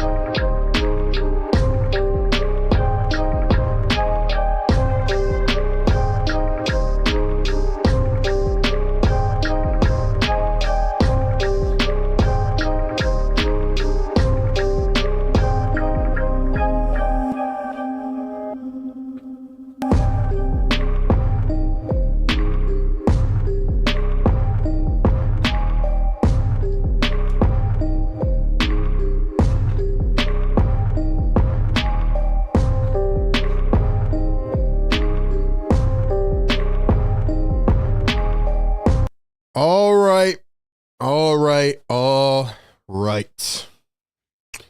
12:27 a.m. Eastern Standard Time. And we just watched the 76ers get absolutely shredded by the Denver Nuggets. I'm not even talking about like a normal loss or a normal beatdown. This was the worst performance that I have seen in years. Like, they didn't just lose, they actually got tormented, ripped into pieces, thrown away, spit on, and then kicked on the ground. Let me tell you a quick story. Earlier today, I slipped on ice, fell and hit my knee, and it hurt. And I got up and it hurt. And I went inside and I iced it. And, it was okay. It hurt though, right? That pain was about 1/50th of the pain that I felt watching this 76ers game. We are at the halfway point of the season. The Sixers have now played 42 games this season. They are 15-27. They go down to the Denver Nuggets, 144-109. And it's not even competitive anymore. They've lost 7 in a row. The tank is on. It is so on. It is fully on. And later in this show, we're going to talk about some ramifications pertaining to the potential tank and why the Sixers better hope and pray that they land that top 6 pick. And now you're at a point where you just got to keep losing games, man. You have to lose, because if you win any more games now, it's like, you might not get that top 6 pick. And then you're ultimately screwed. But I want to rant a little bit about the Sixers, the decisions that were made, and even in this game, they're trying to tank, and they barely can even do that right. Like, have we hit a point where the old guys are even worse than the young guys? I got a couple beefs to pick, because even when you're tanking, even when it's supposed to be bad, it ain't supposed to be this bad. It's not supposed to be this bad.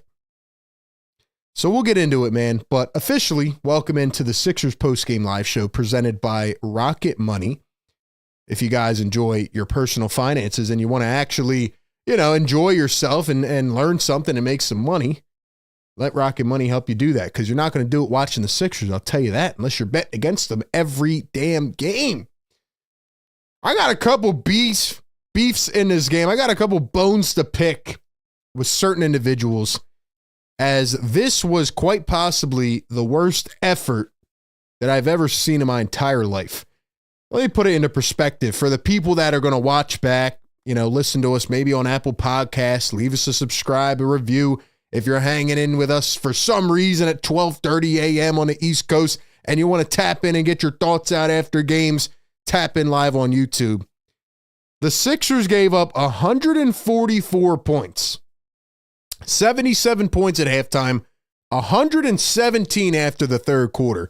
Nikola Jokic did not play in the fourth quarter. Nikola Jokic had 27, 13, 10, 4 steals and a block in 3 quarters and 30 minutes. The rest of the starters came out halfway through the fourth quarter, and this team scored 144 points against you. Ladies and gentlemen, if the starters had remained in this ballgame, the Nuggets would have scored 170 points. I'm not even kidding. The Sixers are getting so shredded apart on defense. I've never seen anything like it. Yes, they're decimated. Yes, Joel Embiid's out. But Paul George and Tyrese Maxey played tonight. At the beginning of the season, if I told you that Tyrese Maxey and Paul George played a game together and Joel Embiid was out, do you think that I'd be saying the Sixers are getting blown out of the gym by 35 points and they're giving up 144? Tonight's game showed me exactly what this was. It's not only just a tank, it's a quit. This team has quit. They've quit on the coaching. They've quit on the executives in the front office. They've quit on the leadership. Maybe they're going to keep this thing together just so they can lose, because right now, like in previous games, I'm sitting here saying, hey, well, at least the Sixers are trying. They're playing defense. They're trying. They're just not good. They have literally given up from top to bottom. And the crazy part about it is that you have veterans out here who should be playing their ass off because they're looking at the situation saying, hey, if I want to get traded to a contender in the next couple weeks, let me show I got something left in the bag. Everybody on this team gave up after the second quarter. These dudes are making decisions that I've never seen in my life. We have to have a conversation about how every role player that comes to Philadelphia absolutely forgets how to do what got them here, what brought them here, why they were signed. I'll get to my individual beefs here in just a second, but you can't even draw up a team being this bad. You can't. So now you're 42 games into a season. You had to win 10 out of 13, right? You just had to give us a little bit of glimmer of hope, and that might have screwed your draft positioning because there was reporting earlier today that the protections on the draft pick can't even be erased. Now, I need to confirm that, but that's what we're hearing today. And if that is true, then you have to get the top 6 pick. No excuses. And now you leave your odds up to lottery balls, ping pong balls. I've never seen a team mismanaged like this. I've never had the vibes be this low. Even during the process, we sat there and we knew that eventually there'd be a light at the end of the tunnel. Right now, it feels like you're royally screwed. Disappointing, frustrating, and it's not even like the big three is played all season and they've just been bad, right? I could accept being bad. They are on the verge of irrelevancy. Do you think people are staying up to watch your ass get slaughtered on prime time against the Nuggets? Do you think people are watching this, Sixer Nation? Do you think people are actually doing this? And the funniest part about it is that the Sixers sent out a season ticket notice for 2025 today. They're sending out season ticket notices for people that want to buy season tickets for next year. Are you kidding me? The season ticket holders this year want their money refunded. And you're sending out season ticket notices for next year? You have to be out of your damn mind.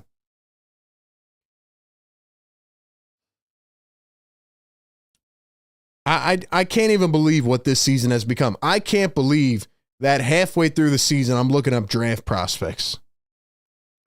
This team is not good enough to win a game.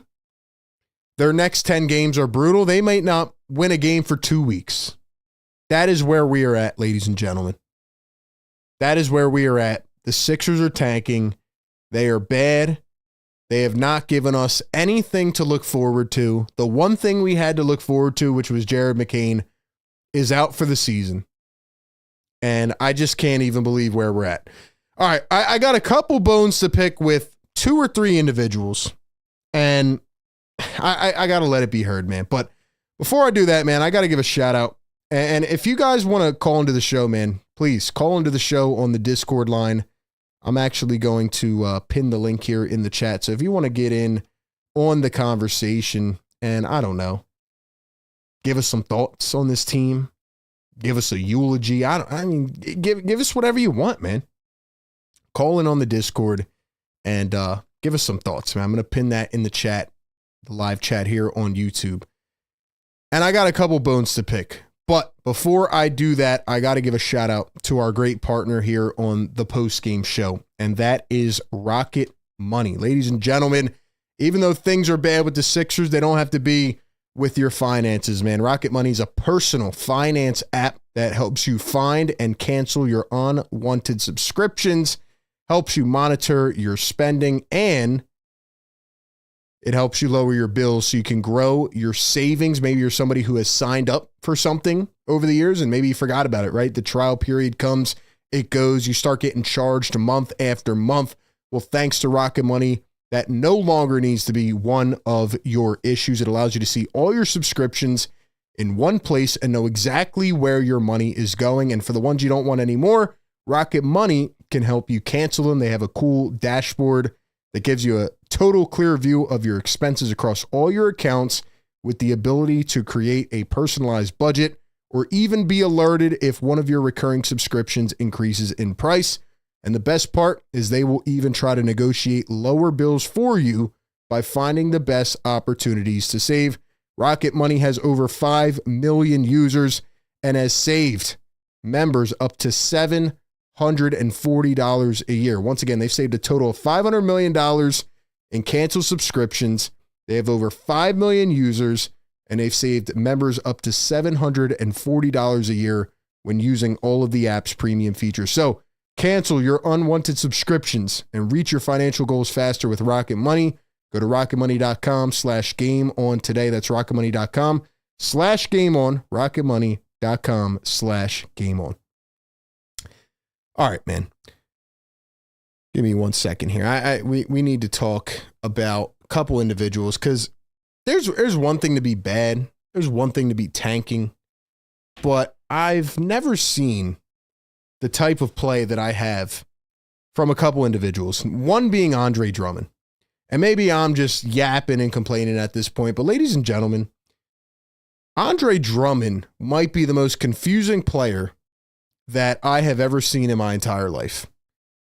Andre Drummond literally stands there while his team is getting out-rebounded. There was a possession in this game. I know he wasn't on the floor, but there was a possession where there was 4 Sixers standing around Nikola Jokic, and he was just bullying them like a big man in a video game, being a 99 overall. He's just standing over a bunch of people, tapping the ball around. Like, it's so effortless. Andre Drummond trying to tap the ball up into the air like he's playing volleyball. I've never seen anything like it. I've never seen anything like it. And Andre Drummond might make the NBA record this year for most blown wide open layups in a season. There's about 3. There's about 3 open layups in this game where Andre Drummond's trying to take it the length of the floor. Nobody in front of him. Easy, soft touch, and misses. And I think what really pisses me off about Andre Drummond, 2 things. One, he was supposed to be the premier free agent. Like, he was supposed to be the guy that when Joel Embiid went out and when he ultimately got injured because we knew he wouldn't play all the games, right? He was supposed to be the guy that filled into those shoes. Not entirely, right? He's not a starter, but he's supposed to be a guy that could kind of fill the gap. And he has been so far from it. And the craziest thing is that Andre Drummond has these mental lapses during games. He has them on certain plays where he literally forgets like what he's doing, where he's at. There was a play where he was at the elbow and, you know, instead of passing off the ball or trying to back down the defender, the guy like has a lapse mid-play, puts it on the floor and starts acting like a guard. And he tries to do a dribble spin and gets plucked immediately. And then he runs back at 5 miles an hour, not even down the floor, looking like he's chugging a bunch of weight. I haven't seen anything like it, man. It's unbelievable. And he's one of the guys that has to go. You got to sell him off for what you can get.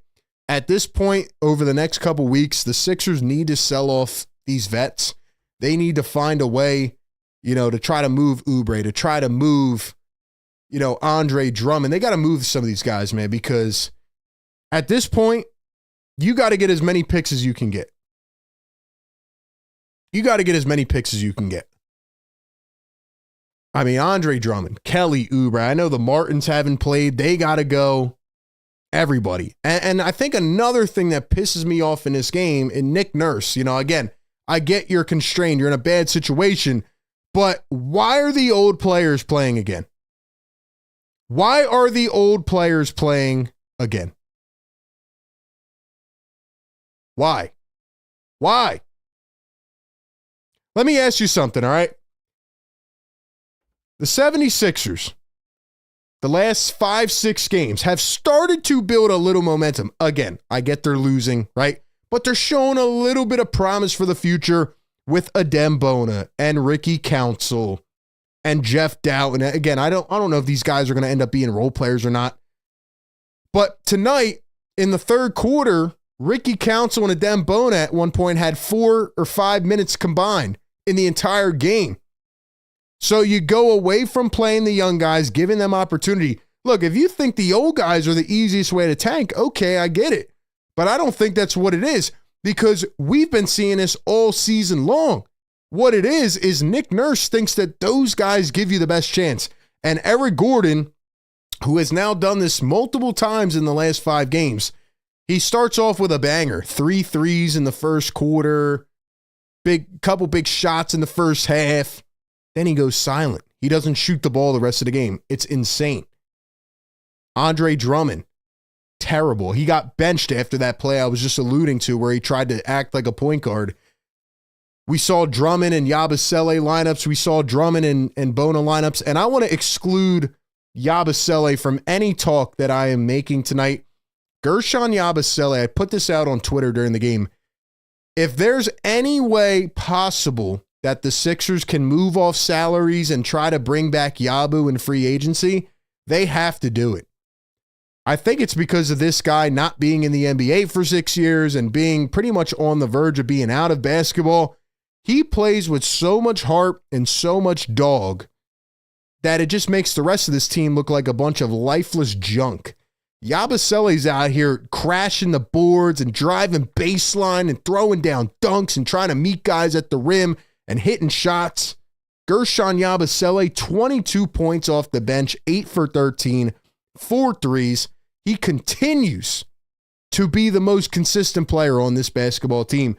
And coming into training camp, we didn't even know if he was going to play. Tyrese Maxey, I thought, had an efficient 28 and 10 tonight. Shout out to Tyrese. I said this in the pregame show. Maxey usually plays well against Denver, and he did tonight. I thought he was picking his spots better. But again, none of this matters. Like, I don't want to see Maxey get into bad habits. That's what I've been saying the last several games. So I thought tonight he did what he could. He left it out there. Paul George only shot the ball 11 times, 5 rebounds, 9 assists. Paul George at this point does not care. He's out there doing cardio. He's out there running around.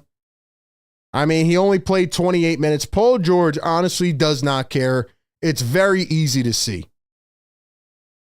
That's where I'm at with Paul George. He has a couple moves in the arsenal. That's all he does. He doesn't care about the rest. And he just sits there and he gives you, he's like another Tobias. He's like another Tobias. Somebody just sent me a tweet where Nick Nurse apparently went off on the post-game presser and said that he's upset about the lack of effort. Like I said earlier, this is the type of game that gets somebody fired. Now, maybe they're not doing it because they view this as the best way to tank, but Nick Nurse has had enough of this crap. I wouldn't be surprised if he stepped down. I wouldn't be surprised if he stepped down because this is an embarrassing effort. This is an effort that, I mean, it's like everybody quit. Everybody quit. It's unbelievable. So, like I said, Andre Drummond, Eric Gordon, Paul George, miserable. Kelly Oubre just makes terrible decisions sometimes. Like, Kelly Oubre had a 3-on-1 fast break, and instead of dishing it off to whoever it was cutting on the other side, he tries to go up in traffic and misses a layup. Those are the types of things that amateurs do. Nick Nurse played Reggie Jackson 10 minutes tonight over Jeff Dowtin, who's been getting the minutes. Why? To pander to the crowd? Because Reggie Jackson was a former NBA champ with the Nuggets and they gave him a little tribute video during a timeout? Like, what are we really doing here, man? It's unbelievable. It's miserable. It's sad. And the vibes have never been this low. They got out-rebounded by a million. What was it? 51-25. I mean, these are numbers you can't even draw up. They shot 75% from the free throw line. You look at the Nuggets, they're averaging 33s per game. They shot 31 tonight, and they've been one of the best three-point teams when they do shoot them, and they shot 51% from the three-point line. You look at dudes like Julian Strawther off the bench for the Nuggets. He had 23 points. Julian Strawther. Gordon, 19 off the bench. Jokic, 27. Porter, 19. Brown, 20. This team just does not have players. They don't have basketball players. Ladies and gentlemen, Tonight is the type of game, and I'll finish my rant with this, where you can fire everybody, man. I don't think they're going to do it. I don't care. That's where I'm at. I don't care. I'm so numb. I'm just disgusted, man. This is the product. Think about like I said, the expectation is really what triumphs everything. If you knew you were going to be bad, or at least if you came in and played the big three and you knew it was bad, okay, fine. But the lack of transparency, the lack of clarity, the lack of effort, and just being here halfway through the season is absolutely inexcusable. It is a failure from every angle. People need to be fired or held accountable at least. And you got nothing left to say. No words. No words, man. No words. Nuggets had about 5,000 free throws in this game. 24 for 25. The Sixers only had 8 attempts. I'm not going to talk about the refs being one-sided because, again, you shot yourself in the foot in every category. 51 to 25 rebounds. How many years have I been screaming about getting a rebounder in this lineup, about getting a guy who can harass the glass? They have so many deficiencies. 39 to 7 on fast break points. Are we serious, man? 68 points in the paint? This team, man, they're something else. They are something else, man. The tank is on, and that's where we're at. And, man, I mean, there's so many things you can point to being here now. I was watching a ton of draft prospects, and there's a really good draft upcoming this year. So the tank is on. The tank is on. It's really sad where this team has come to, but yeah, man, it's unbelievable. Unbelievable. So that's where we're at, man. Sixers post-game live show presented by RocketMoney. Shout out to everybody in the chat. Get active. Let me know your thoughts. How do you feel about this Sixers team? If you could sum them up in one word, how do you feel about this Sixers team? $10 super chat from Riaz says, RB, trying to see the glass half full. Do you see any point we get completely healthy outside of McCain? Could the Sixers make the play-in tournament, or is that a pipe dream at this point? I'll be honest with you, Riaz. I don't think they can make the play-in based on what we've seen. I don't think they're going to be healthy. I think they're going to shut Joel down. I think at some point they're going to say PG has an injury and try to shut him down and try to lose as many games as they can. I don't see them getting healthy. It's very sad. I talked about this on the Game Day Live portion of this show, Riaz. You know, I'll die on the hill of Joel Embiid, you know, being so talented and just, you know, obviously he has faults and blames as well. But think about how long this team has looked like this without him. Think about how long they've been so utterly, ridiculously bad without him. This team has never put a competent roster around him, and by doing that, they overwhelmed him, they burned him out, and all the injuries stacked up, and now it feels like we're at a point where he can't even get back healthy on the floor, and he's probably sitting there thinking to himself, Riaz, dang, this is what this team is without me? So if I come back, I got to bear all the burden again and probably get injured again. So you're just in such a bad spot. This team is not talented at all. When I look at the margins, I just think, man, like we've been talking about, like the trend is youth, man. You got to go younger. Got to go younger, man. No more trying to patch things up with these 35-year-olds. It's not going to work.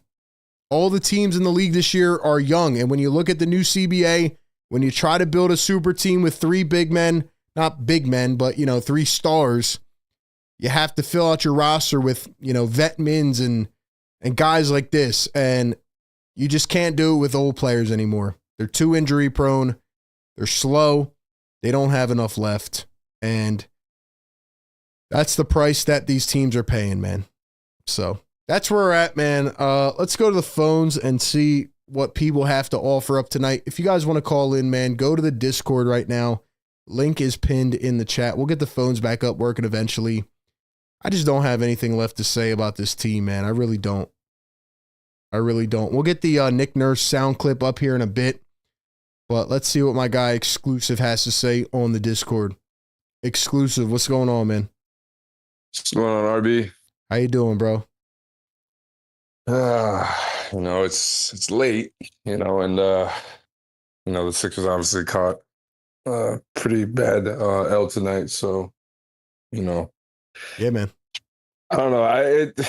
I come on here all the time, and I feel like it's the same story every time, right? When you look at, you can go ahead and try and break down the stats and all that stuff, but we know what it is, right? You just called it out. There was 51 rebounds to our 25. I mean, what's even crazier is that Jamal Murray, Russell Westbrook, and I think Nikola Jokic had more combined rebounds than our entire team tonight, right?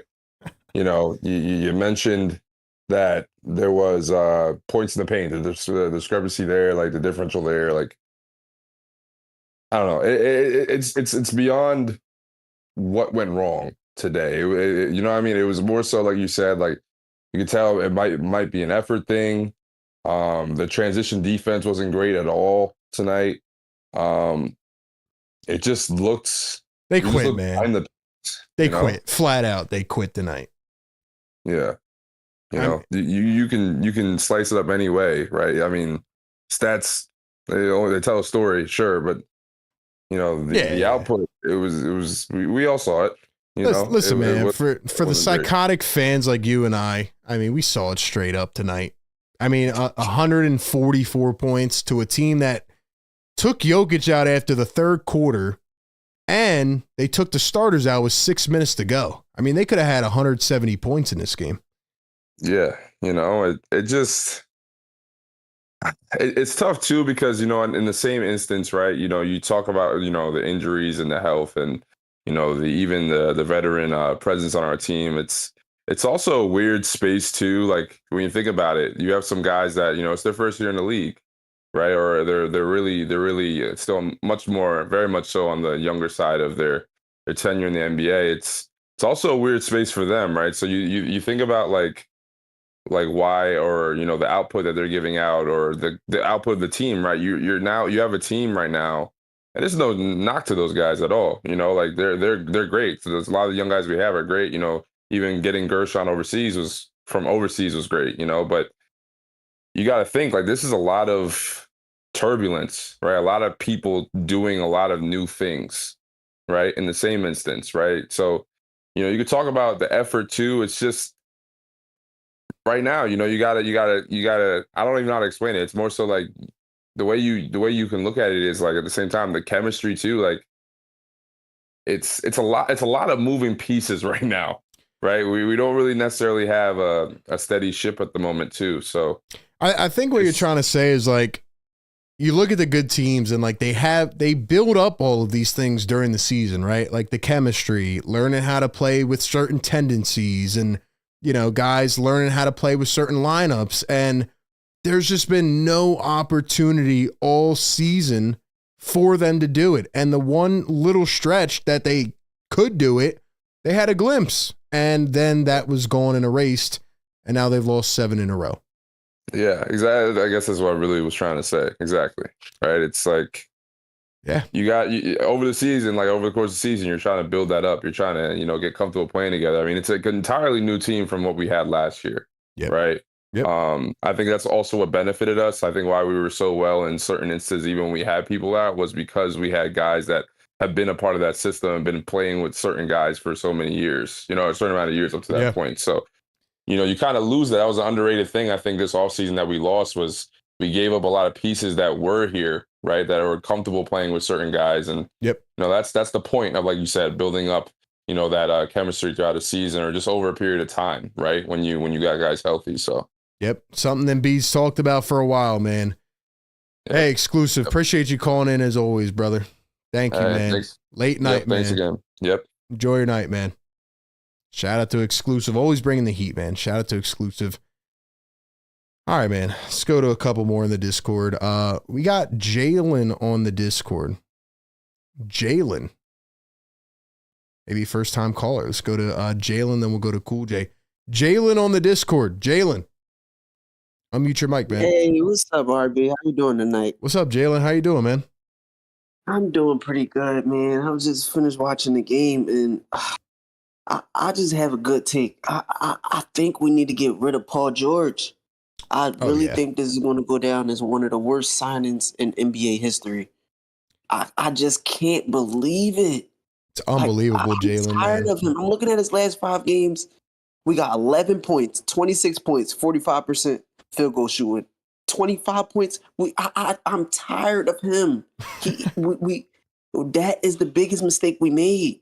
Like, so you telling me with the team we have, we can't win one game without Embiid? Nope. I am sick and tired of Paul George. I was telling people he is not a good sign. He's career lows in everything since his second year in the league. I can't believe this. You know what it is, Jalen? I feel like Paul George as a typical third option would be okay. Like, I feel like we all knew he was never the perfect option. But when Embiid's out like this and you're dishing out 50 M's to PG and you can't upgrade the rest of the team and he can't step. I think the one thing for me was, hey, can you at least step up when Joel's not there? And you're right, man. He just can't. He no longer can. And then I'm looking at like possible trades. We can't even trade this guy. No, man. Like, no. His contract is horrible. It is literally horrible. And that's, I was telling people in the summer, this is going to be one of the worst signings ever. He finessed us. He did, 17 points a game. You're supposed to be a superstar. You're supposed to be a second option. You're supposed to be we signed you to be a second option, not a third option. And that's my thing, man. How do Yabusele have more points than Paul George tonight? Tell me that. He does it every night. Yeah, Yabusele's a dog, man. I want to bring him back at all costs. I like him. I like that dude. It's really crazy when the one guy who is on the verge of being out of the league is given the most heart on the team every night. It's actually wild, man. But you know what gets me mad about PG, bro, is he looks like he doesn't care.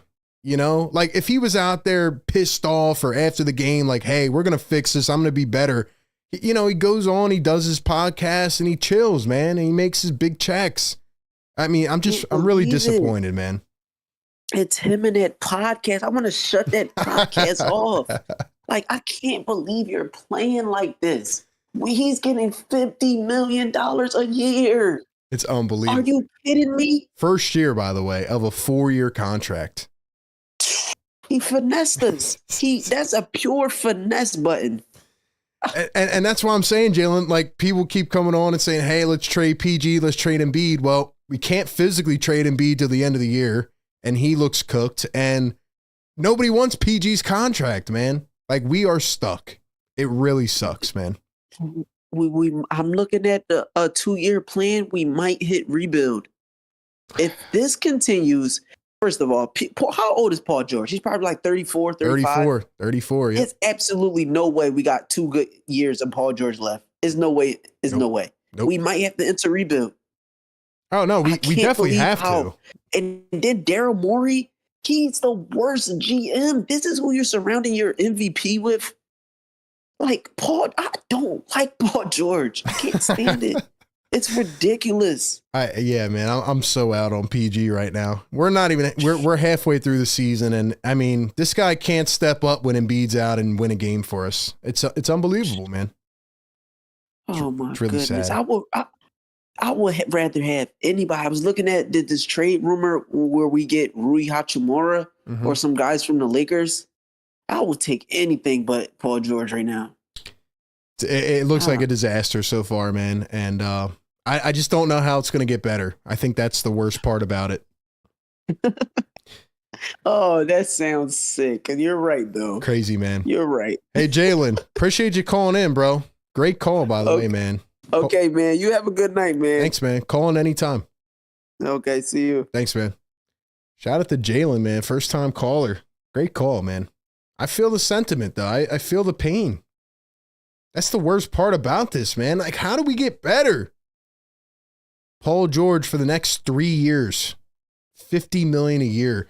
Joel Embiid's contract increases in value to a player option in 2028.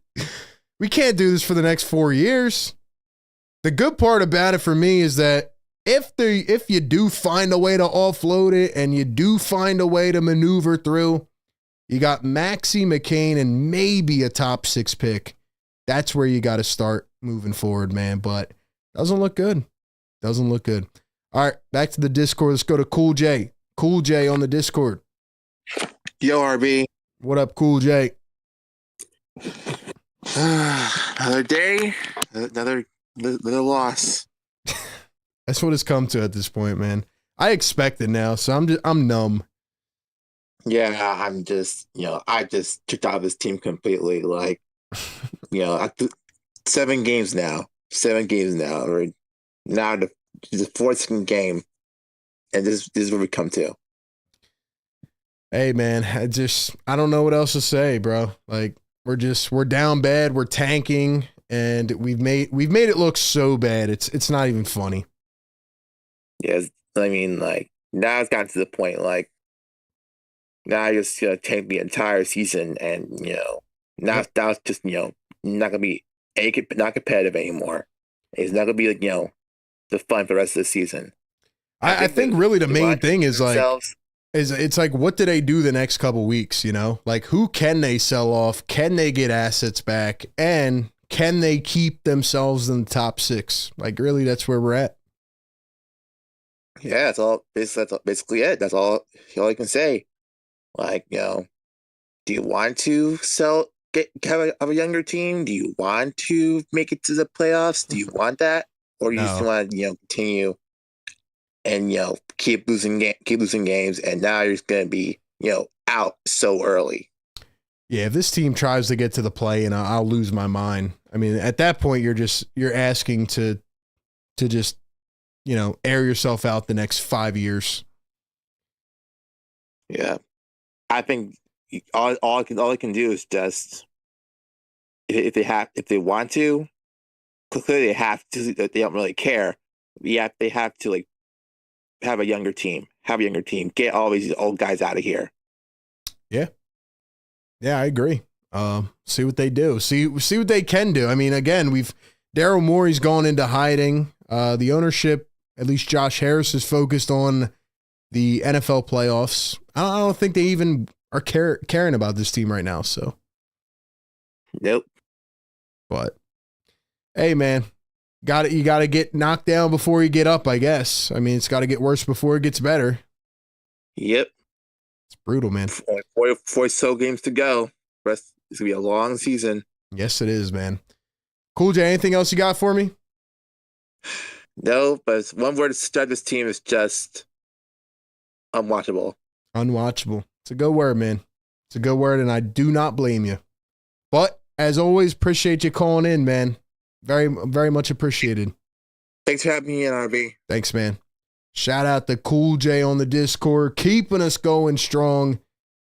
It is 1:06 in the morning. I am numb about this team. Like Cool J said, this team's unwatchable, man.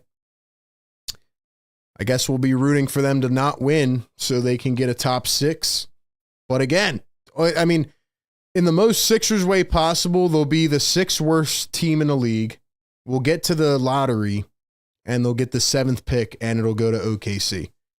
That's the most Sixer thing to happen in this whole thing. But realistically, if you can get a top 5, I mean, there are some players in this draft that could really change a franchise.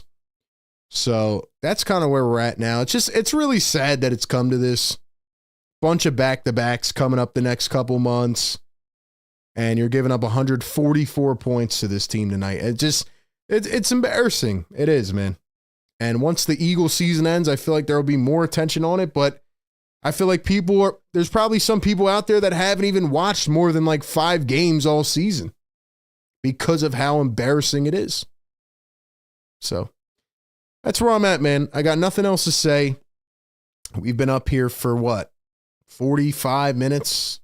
Crazy that we're even making it that long at this point. But Sixers go down, man. This is Philly Take with RB.